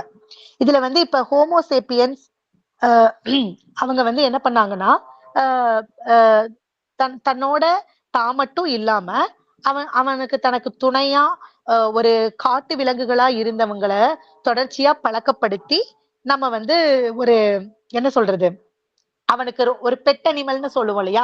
அந்த மாதிரி அவன் வந்து வளர்த்த ஆரம்பிச்சான். அப்ப அவன் மொத வந்து வளர்க்க ஆரம்பிச்ச பெட் அனிமல் என்ன அப்படின்னு சொல்லி பார்த்தோம்னா, நாய். அதனால நாய்க்கும், மனிதனுக்கும் வந்து பார்த்தீங்கன்னா, இடையேயான பிணைப்பு 15,000 ஆண்டுகளா இருக்கு அப்படிங்கிறத ஆசிரியர் வந்து சொல்றாரு. அதனால தான் நாய் வந்து மனிதனோட தொடர்ச்சியா ஒரு நன்றியுள்ள விலங்கா, தன்னோட எஜமானனா மனிதன வந்து இன்னும் நெனச்சுக்கிட்டே இருக்கு அப்படிங்கிறத சொல்றாரு. அதே மாரி, நம்ம முன்னாடி பார்த்தோம்னா, ஹோமோசேப்பியன்ஸ் அந்த காலத்துல இருந்தவங்க, தொடர்ச்சியா உணவ தேடி அலைஞ்சவங்களா இருந்தாங்க. இப்ப வந்து நம்ம ஒரே இடத்துல இருக்கிறோம். இப்ப இந்த 2 இதுலயுமே வந்து பார்த்தோம் அப்படின்னு சொன்னா, எது வந்து ந எந்த மனிதன் வந்து ரொம்ப ஆரோக்கியமான, ஊட்டச்சத்து மிகுந்த உணவ வந்து சாப்பிட்டான் அப்படின்னு சொல்லி பார்த்தோம்னா, ஆ ஆதிகால மனிதன் வந்து என்ன சாப்பிட்டான் அப்படின்னு பார்த்தோம்னா, அவன் வந்து ஒரு பழங்கள் இருக்கும், காளான் இருக்கும், நத்தை இருக்கும், நீர் ஆமை இருக்கும், காட்டு வெங்காயம், முயல் இந்த மாரி நெறைய இத வந்து சாப்பிட்டான். ஆனா, நவீன கால மனிதன் இப்ப நம்ம என்ன சாப்பிடுறோம் பெரும்பான்மையா? அரிசி, உருளைக்கிழங்கு, கோதுமை. அப்ப பெரும்பாலும் நம்மளோட உணவுகள் வந்து பாத்தீங்கன்னா, கார்போஹைட்ரேட் சார்ந்ததா இருக்குது. ஆனா, பண்டைய கால மனிதன் வந்து நெறைய புரதச்சத்து மிகுந்த உணவுகள வந்து உட்கொண்டான். அப்ப இந்த 2யும் கம்பேர் பண்ணி பார்க்கும்போது, எது வந்து மனிதனுக்கு அதிக அளவு ஆரோக்கியம் தரக்கூடியதா இருந்துச்சுன்னு பார்த்தா, பண்டைய கால மனிதன் சாப்பிட்டது தான் ஆரோக்கியமானதா இருந்துச்சு. அப்ப வந்து அவனுக்கு வந்து நோய் பாதிப்புகள் வந்து குறைவான அளவுல தான் இருந்துச்சு. ஆனா, நவீன கால மனிதன் வந்து ஒரே இடத்துல தங்கி, இந்த மாதிரி வெறும் கார்போஹைட்ரேட்ஸ மட்டுமே சாப்பிடுறதுனால, அவனுக்கு வந்து நெறைய உடல் உபாதைகள் வந்து ஏற்பட்டுச்சு. அப்படின்னு சொல்லி ஆசிரியர் வந்து இந்த இடத்துல வந்து சொல்றாங்க. அதே மாதிரி ஆதிகால மனிதன் வந்து ஒரு சமாதானம் மிக்கவனா இருந்தானா, அதிக அளவுல சண்டை போடக்கூடியவனா இருந்தானா அப்படின்னு சொல்லி பார்க்கும்போது அதுலயும் வந்து ஒரு முடிவு தெரியல. ஏன்னா அகழ்வாராய்ச்சிகள் பண்ணி பழைய கால மனிதனோட எலும்புக்கூடுகள் எல்லாம் எடுத்து பார்க்கும்போது எலும்புகள்ல பெரிய அளவுல பாதிப்புகள் எதுவும் ஏற்படல. அதுக்காக ஆதிகால மனிதன் வந்து ஒரு சுமூகமானவனா, சண்டை போடாதவனா தான் இருந்தான் அப்படின்னு நம்மளால உதாரணமா ஒரு இதா சொல்ல முடியல. மேபி அந்த தசைகள்ல அதிக அளவு வலிகளை ஏற்படுத்தி, காயங்களை ஏற்படுத்தி மனிதனை கொல்லக்கூடியவனாவும் இருந்திருக்கலாம் அப்படின்னு சொல்லி ஆசிரியர் வந்து சண்டையா அல்லது சமாதானமா அப்படின்னு சொல்லி சொல்றாங்க. இது ஒரு இது. அதே மாரி பார்த்தோம்னா, ஊழிப்பெருவெள்ளம் அப்படின்னு ஒரு டாபிக். அதுல வந்து என்ன சொல்றாங்கன்னா, ஆதி மனிதன் வந்து தொடர்ச்சியா வேட்டையாடி சமூகமா இருந்து ஒரு இடத்துல இருந்து இன்னொரு இடத்துக்கு தொடர்ச்சியா நகர்ந்து போறவனா இருந்தான். அது வந்து எப்படின்னா, நிலப்பரப்புகள தாண்டி ஒரு நிலப்பரப்புல இருந்து இன்னொரு நிலப்பரப்புக்கே கடல் வழியா பயணம் செய்யக்கூடியவனாகவும் இருந்தான். ஏன்னா, அறிவு புரட்சி ஏற்பட்டதுல அவன் தனக்கு தேவையான உபகரணங்களை எல்லாம் செஞ்சுகிட்டு கடல் கடந்து ஒரு ஒரு கண்டம் தாண்டி இன்னொரு கண்டம் போகக்கூடியவனாவும் இருந்தான் அப்படின்னு சொல்றாங்க. கிட்டத்தட்ட ஒரு 40,000 ஆண்டுகளுக்கு முன்பாக வந்து ஆஸ்திரேலியால அவன் போய் குடியேறினான் அப்படின்னு சொல்லி சொல்றாங்க. இப்ப அவன் அங்க போனதுக்கு அப்புறம் என்ன ஆச்சு? நம்மளோட மூதாதையர்கள்லாம் ரொம்ப இயற்கையோடு இணைஞ்சு ஒரு விலங்குகள் மேல ரொம்ப அன்பானவங்களா இருந்தாங்க அப்படின்னு ஒரு கோட்பாடு இருக்கு. ஆனா ஆசிரியர் வந்து என்ன சொல்றாரு அப்படின்னு சொன்னா, அவங்க வந்து ஆஸ்திரேலியா நிலப்பரப்ப அடைஞ்சதுக்கு அப்புறம் அவன் வந்து என்ன என்ன இந்த ஹோமோசேப்பியன்ஸ் வந்து என்ன பண்ணிருக்காங்க அப்படின்னு பார்த்தா, 200 கிலோ எடை கொண்ட கங்காருகள், சிங்கங்கள், கரடிகள், பெரிய பறவைகள், ராட்சச பல்லிகள், பாம்புகள் இது எல்லாமே வந்து இருந்திருக்கு. அவன் வந்து ஆஸ்திரேலியா நிலப்பரப்பை வந்து அடைஞ்சப்ப அவன் வந்து என்ன பண்ணிருக்கான் அப்படின்னா 50 கிலோவுக்கு மேல என்னென்ன உயிரினங்கள் இருக்குதோ எல்லாத்தையுமே வந்து மொத்தமா கொன்று அழிச்சிருக்கான் அப்படின்னு சொல்லி அதுக்கான தரவுகள் வந்து இருக்குது அப்படின்னு ஆசிரியர் வந்து இந்த இடத்துல வந்து சொல்றாரு. ஏன் அப்படின்னா உணவு சங்கிலியில தான் மட்டும்தான் உயர்ந்த இடத்துல இருக்கணும், தன்னை விட பலம் வாய்ந்த வேற யாரும் இருக்கக்கூடாது அப்படின்னு அவன் நினைச்சிருக்கலாம். அதனாலதான் வந்து ரொம்ப பெரிய உடல் வலிமை அதிகமா இருக்கக்கூடிய விலங்குகள் எல்லாத்தையுமே வந்து அவன் வந்து கொன்னுட்டான் அப்படின்னு சொல்லி சொல்றாங்க. இதே நேரங்கள்ல தான் வந்து ரொம்ப பெரிய இயற்கை பேரழிவுகள் கூட நடந்துச்சு. அந்த இயற்கை பேரழிவுகள்ல விலங்குகள் இறந்ததை தாண்டி மனிதனாலதான் வந்து அதிக அளவுல வந்து உயிரினங்கள் வந்து கொல்லப்பட்டுச்சு அப்படின்னு ஆசிரியர் வந்து சொல்றாரு. இது வந்து எந்த அளவுக்கு சில தரவுகள் அந்த மாதிரியும் கிடைச்சிருக்கு, சில தரவுகள் இந்த மாதிரியும் இருக்கிறதுனால எதுன்னு நம்ம சொல்ல முடியல. ஆனா மனிதன் வந்து ரொம்ப கொடூரமானவனாதான் இருந்திருக்கான். ஏன்னா அந்த கண்டங்களுக்கு அவன் போகிறதுக்கு முன்னாடி வரைக்கும் இவ்ளோ வகையான உயிரினங்கள் வந்து இருந்திருக்கு. ஆனா அவன் அங்க போனதுக்கு அப்புறம் இப்படி நிறைய உணவு சங்கிலியில வந்து மாற்றங்கள் ஏற்பட்டிருக்கு அப்படின்னு சொல்லி ஆசிரியர் வந்து சொல்றாரு. இது எல்லாமே வந்து பார்த்தோம்னா அறிவு புரட்சி ஏற்பட்டதுக்கான விளைவுகளா ஆசிரியர் வந்து சொல்றாங்க. அடுத்து ரெண்டாவது பகுதி வந்து என்ன அப்படின்னு சொல்லி பார்த்தோம்னா வேளாண் புரட்சி அப்படின்னு சொல்றாங்க. இந்த வேளாண் புரட்சி வந்து இந்த வரலாற்றிலேயே நடந்த ஒரு மிகப்பெரிய மோசடி அப்படின்னு ஆசிரியர் வந்து இதை வந்து கிளைம் பண்றாரு. ஏன்னா இந்த வேளாண்மை புரட்சி நடந்ததுக்கு அப்புறம் தான் சமுதாயத்துல நிறைய மாற்றங்கள் வந்து ஏற்பட்டுச்சு அப்படிங்கிறத சொல்றாரு. என்ன அப்படின்னா 10,000 ஆண்டுகளுக்கு முன்பா வந்து சேப்பியன்ஸ் வந்து சில விலங்குகள், தாவரங்கள் இதை எல்லாத்தையுமே வந்து தனக்கு தனக்கு எந்த அளவு சாதகமா பயன்படுத்திக்க முடியுமோ அது வந்து பயன்படுத்திக்கிட்டான். இது வந்து நடந்துச்சு. ஆனா இந்த வேளாண் புரட்சி ஏற்பட்டுச்சு இல்லையா? அப்ப என்னன்னா கிமு 900 9,000 அப்படிங்கிற ஆண்டுலதான் மனிதன் வந்து கோதுமை, ஆடுகள் இதை எல்லாத்தையும் பயிரிட்டான், பழக்கப்படுத்த ஆரம்பிச்சான். ஒரு 8,000 ஆண்டுகளுக்கு கிமு 8,000 ஆண்டு அதுலதான் பட்டாணி, பருப்பு இதெல்லாம் பயிரிட்டு இருக்கான். ஒரு கிமு 5,000 ஆண்டு அதுல வந்து மரங்கள் நடப்பட்டது. கிமு 4,000 குழந்தைகள் எல்லாம் வளர்த்திருக்கான். குதிரைகள் எல்லாம் வளர்த்தான். ஒரு கிமு 3,500 அந்த ஆண்டுல வந்து பாத்தீங்கன்னா திராட்சை, அதுக்கப்புறம் வந்து விலங்குகள், முந்திரி பருப்பு இது மாதிரி எல்லாம் நிறைய வந்து வளர்த்திருக்கான். இப்ப என்ன ஆயிடுச்சு அப்படின்னா ஆதி காலத்துல வேட்டையாடி சமூகமா இருந்த மனிதன் வந்து என்ன என்ன பண்ண ஆரம்பிச்சுட்டான், விவசாயம் வந்து பண்ண ஆரம்பிச்சுட்டான். இந்த விவசாயம் பண்ண ஆரம்பிச்சதுதான் வந்து வேளாண் புரட்சி அப்படின்னு சொல்லி சொல்றாங்க. இப்ப என்னன்னா, ஆதிகால மனிதனுக்கு தொடர்ச்சியா வேட்டையாடி நடந்து போயிட்டே இருந்ததுல பெருசா வந்து வாழ்க்கையில எந்த முன்னேற்றமுமே ஏற்படல. அவன் சாப்பிடுவான், இயற்கையை அப்சர்வ் பண்ணுவான், தனக்கு தேவையான விஷயங்களை வந்து அவன் செஞ்சுக்குவான். ஆனா விவசாயியா மாறினதுக்கு அப்புறம் நிறைய நல்ல நல்ல மாற்றங்கள் வந்து ஏற்பட்டுச்சு. வேளாண் தொழில்கள் வந்து நிறைய வேளாண் தொழில்கள் செய்யறது மூலமா நிறைய மாற்றங்கள் வந்து ஏற்பட்டுச்சு. இப்ப முன்னாடி என்ன என்ன இந்த வேளாண் புரட்சி ஏற்பட்டப்ப மனிதன் வந்து என்ன நினைச்சான் அப்படின்னு சொன்னா, நம்ம வந்து ஒரு பெரிய மாற்றத்தை நம்ம வாழ்க்கையில ஏற்படுத்தி இருக்கோம். ஒரு முன்னேற்றத்தை நோக்கிய ஒரு மிகப்பெரிய அடியை வந்து எடுத்து வச்சிருக்கோம் அப்படின்னு சொல்லி அவன் வந்து நினைச்சான். ஆனா அது எவ்வளவு பெரிய தவறு அப்படிங்கிறத பிற்காலத்துலதான் அவன் வந்து உணர ஆரம்பிச்சான் அப்படின்னு சொல்லி ஆசிரியர் வந்து சொல்றாரு. என்ன அப்படின்னா, முன்னாடி வந்து அவனுக்கான தேவைகள் வந்து ரொம்ப குறைவா இருந்துச்சு. கிடைக்கிறத சாப்பிடுவான். அவன் பாட்டுக்கு ஒரு இடத்துல இருந்து இன்னொரு இடத்துக்கு நடந்து போயிட்டே இருப்பான். அப்ப அவனுக்கான அந்த கமிட்மெண்ட்ஸ்ன்னு சொல்லுவாங்க இல்லையா? அதெல்லாம் வந்து ரொம்ப குறைவா தான் இருந்துச்சு. ஆனா வேளாண் புரட்சி ஏற்பட்டதுக்கு அப்புறம் என்ன பண்ண ஆரம்பிச்சான்? ஒரே இடத்துல இருந்து கோதுமை வந்து பயிரிட ஆரம்பிச்சான். கோதுமை, உருளைக்கிழங்கு இத வந்து பயிரிட ஆரம்பிச்சான். அப்ப வந்து பயிரிடுறதுன்னா என்னது? அதுக்கு நிறைய நேரங்கள் வந்து கொடுக்கணும் இல்லையா? களை வரும், அதை வந்து வெட்டி எடுக்கணும். நெல் கோதுமை பயிரிடுறாங்கன்னா அதுக்கு வந்து தண்ணி தொடர்ச்சியா கிடைக்கணும் இல்லையா? அப்ப காலையில இருந்து சாயந்தரம் வரைக்கும் அந்த தண்ணிய வந்து இறைச்சு தண்ணி இருக்கிற இடத்துல இருந்து கொண்டு வந்து இந்த இடத்துல வந்து சேர்க்கணும். இந்த மாதிரி எல்லாம் வந்து தொடர்ச்சியா அவனோட உடல் உழைப்பை வந்து செலுத்திக்கிட்டே இருந்தா மட்டும்தான் என்ன ஆயிடுச்சு, அவனுக்கு தேவையான அந்த உணவு அப்படிங்கிறது நல்லா விளைஞ்சு வந்துச்சு. இப்ப இது இது ஒரு விஷயம். இதே மாதிரி என்ன ஆயிடுச்சு அப்படின்னா, இப்ப வேளாண் தொழில்கள் செய்யும் போது அவங்க வந்து கண்டிப்பா ஒரு இடத்துல இருந்தேதான் ஆகணும் இல்லையா? அப்பதானே அந்த விவசாய நிலங்களை எல்லாத்தையும் நல்லா பாதுகாத்து ஒரு 6 மாசம் தன்னோட உழைப்பெல்லாம் போடும்போது அதுல இருந்து பலன்கள் வந்து கிடைக்க ஆரம்பிக்கும்.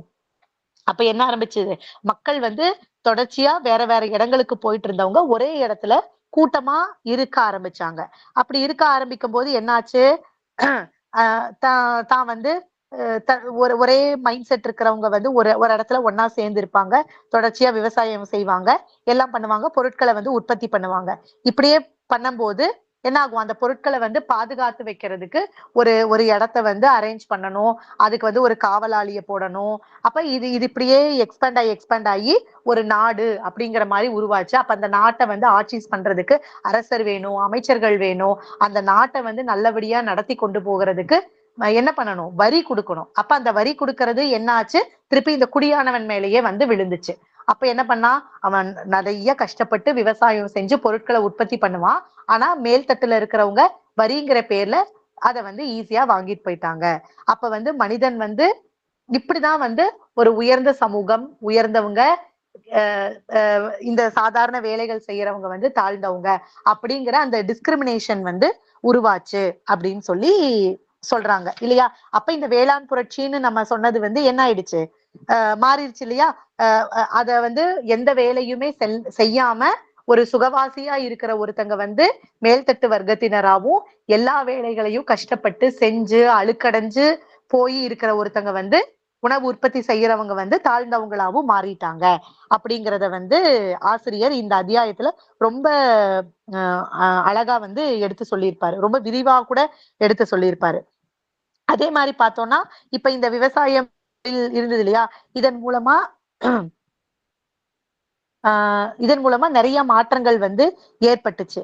அதுக்கப்புறம் மனிதன் வந்து என்ன ஆரம்பிச்சுட்டான்னா, அவனோட அத்தியாவசிய ஆடம்பர தேவைகளா இருந்தது எல்லாமே வந்து அத்தியாவசியமான தேவைகளா மாற ஆரம்பிச்சுது.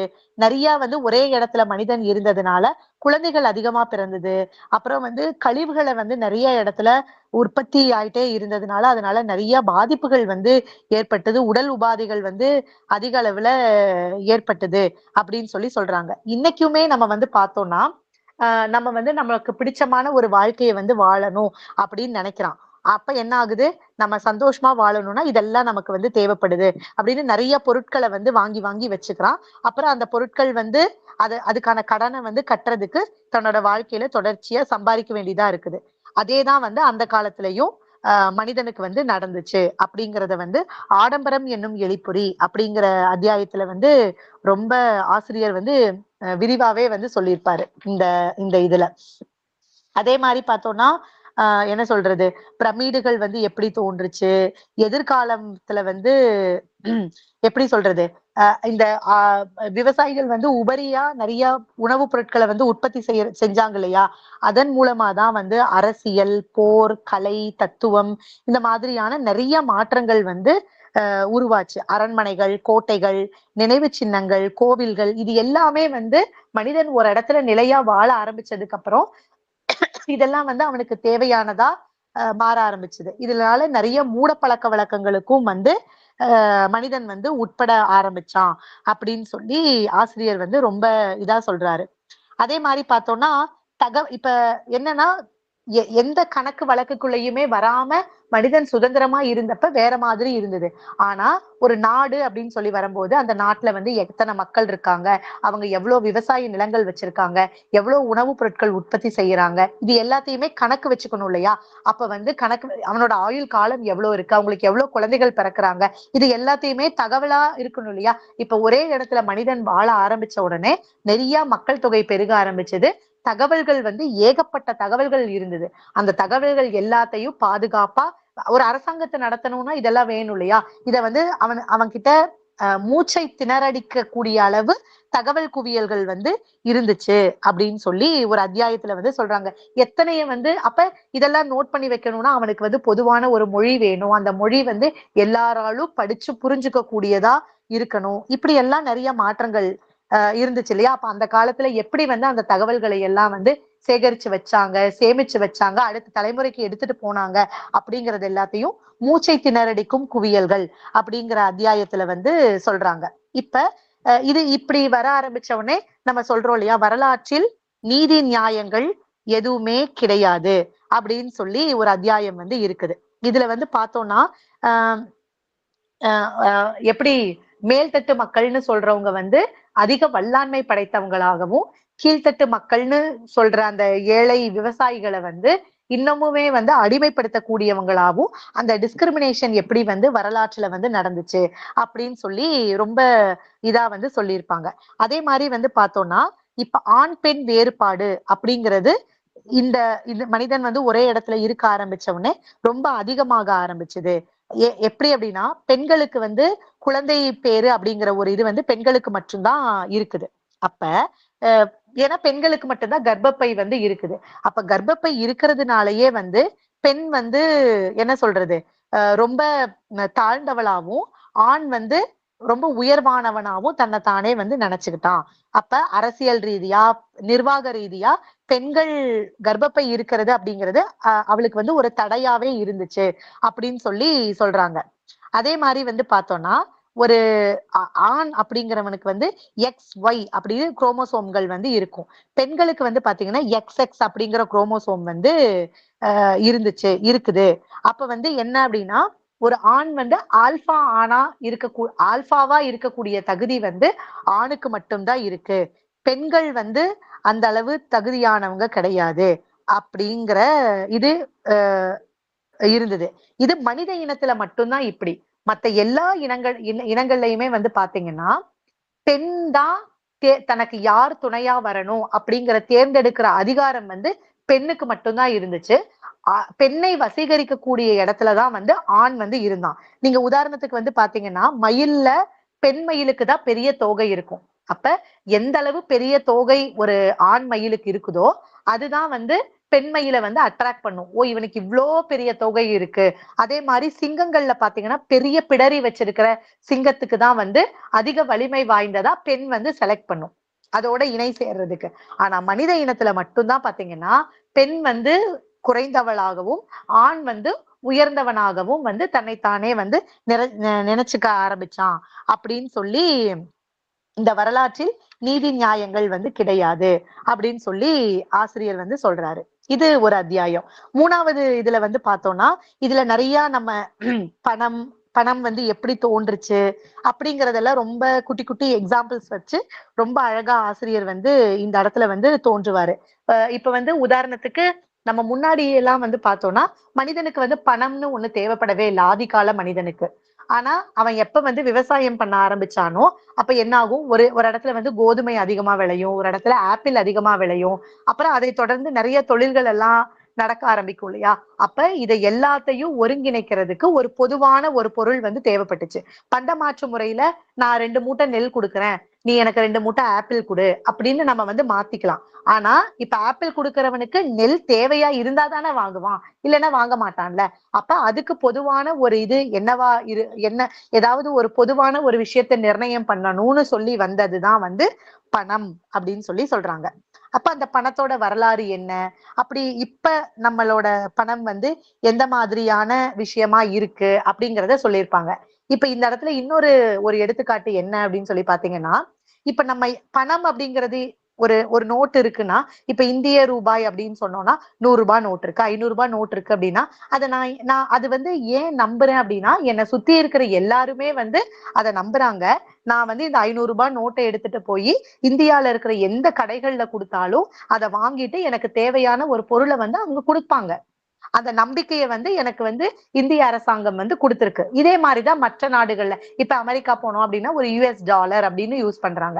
அப்ப இந்த யுஎஸ் டாலர் அங்க இருக்கிற எந்த கடைகள்ல குடுத்தாலும் எனக்கு தேவையானது கிடைக்கும். அப்ப என்ன சுத்தி இருக்கிற எல்லாருமே வந்து அத நம்புறாங்க. அதுக்கு ஒரு மதிப்பு இருக்குன்னு நம்புறாங்க.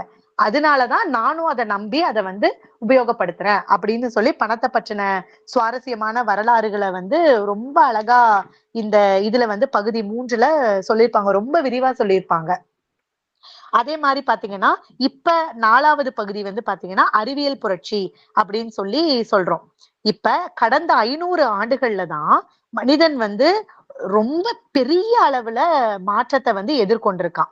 முன்னாடி வேளாண் புரட்சி நடந்தது, அறிவு புரட்சி நடந்தது. அதெல்லாம் வந்துட்டே இருந்தது இல்லையா? இந்த அறிவியல் புரட்சி நடந்ததுக்கு அப்புறம் தான், மனித வாழ்க்கையில நெனச்சு பார்க்க முடியாத அளவுக்கு பெரிய மக்கள் தொகை ப மாற்றத்திலிருந்து எல்லாமே வந்து மாறியிருக்கு. இப்ப இந்த நவீன அறிவியல் அப்படிங்கிறது வந்து ஏன் இந்த அளவுக்கு வளர்ந்திருக்கு அப்படின்னு சொல்லி பார்த்தோம்னா, நவீன அறிவியல்ல வந்து அறியாமையை ஒத்துக்கொள்ள நாம தயாரா இருக்கிறோம். அதே மாரி கணிதத்துக்கு முக்கியத்துவம் குடுக்குறோம். புதிய புதிய சக்திகள வந்து கைவசப்படுத்தணும்னு நெனைக்கிறோம். இப்ப இது எல்லாத்தையுமே நம்ம நெனைக்கிறதுனால தான் அறிவியல் வந்து நல்ல பெரிய அளவுல வந்து நவீன அறிவியல் வந்து வளர்ந்திருக்கு. ஆனா, இன்னுமுமே வந்து அந்த பழமைவாதத்த பின்பற்றி வர்றவங்களுக்கு நவீன அறிவியல் வந்து ஒத்துழைக்க அவங்களால முடியாது. அவங்க நான் அந்த காலத்துல இருந்து அததான் நான் நடந்து வந்துட்டு இருக்கேன். இன்னைக்கு நீ வந்து இது வந்து கரெக்ட்ன்னு சொன்னா நான் ஒத்துக்கணுமா? அப்படிங்கிற அந்த ஒரு ஒரு கான்ட்ரோவர்சிஸ் வருது இல்லையா? நவீன அறிவியல வந்து அவங்களால வந்து ஏற்றுக்கொள்ள முடியறதில்ல. இந்த அறிவியல் புரட்சி ஏற்பட்டதுக்கு அப்புறம் தான் நம்ம வந்து நெறைய தொழில்நுட்ப வளர்ச்சி வந்து ஏற்பட்டிருக்கு. நம்ம இன்னைக்கு அனுபவிச்சுட்டு இருக்க எல்லா சுகங்கள், இது எல்லாமே வந்து அறிவியல் புரட்சியும், தொழில்நுட்பமும் மிகுந்த அளவுல வளர்ந்ததுனால தான் நம்ம வந்து நடந்துட்டே இருக்கோம். இந்த அத்தியாயத்துல வந்து இன்னொரு சுவாரஸ்யமான ஒரு விஷயம் இருக்கு. மனிதன் நான் முன்னாடியே சொன்ன மாதிரி தான், தான் வந்து ஒரு மிகப்பெரிய ஒரு இது. மனிதனுக்கு எப்பயுமே ஒரு விஷயம் என்ன அப்டின்னா, இயற்கைக்கு மேல தன்னை வந்து நிலைநிறுத்திக்கணும் அப்படின்னு. ஆனா ஒரு தடவையுமே வந்து மனிதன் இயற்கைக்கு கீழதான்னு இயற்கை தொடர்ச்சியா நிரூபிச்சுட்டே வந்தா கூட மனிதனால அதை ஏற்றுக்கொள்ளவே முடியறது இல்ல. இன்னொன்னு வந்து என்ன அப்படின்னா, சாவ வந்து எப்படியாவது தாண்டியணும், சாகாத ஒரு பெருவாழ்வு வாழணும் அப்படிங்கிற ஒரு எண்ணம் வந்து மனிதனுக்கு இருந்துகிட்டே இருக்கு. அப்ப இப்ப வந்து நம்ம இதுல சில அத்தியாயங்கள் எல்லாம் குடுத்திருப்பாங்க. சில அறிவியல் அறிஞர்கள்லாம் வந்து அவங்க இறந்துட்டாங்க.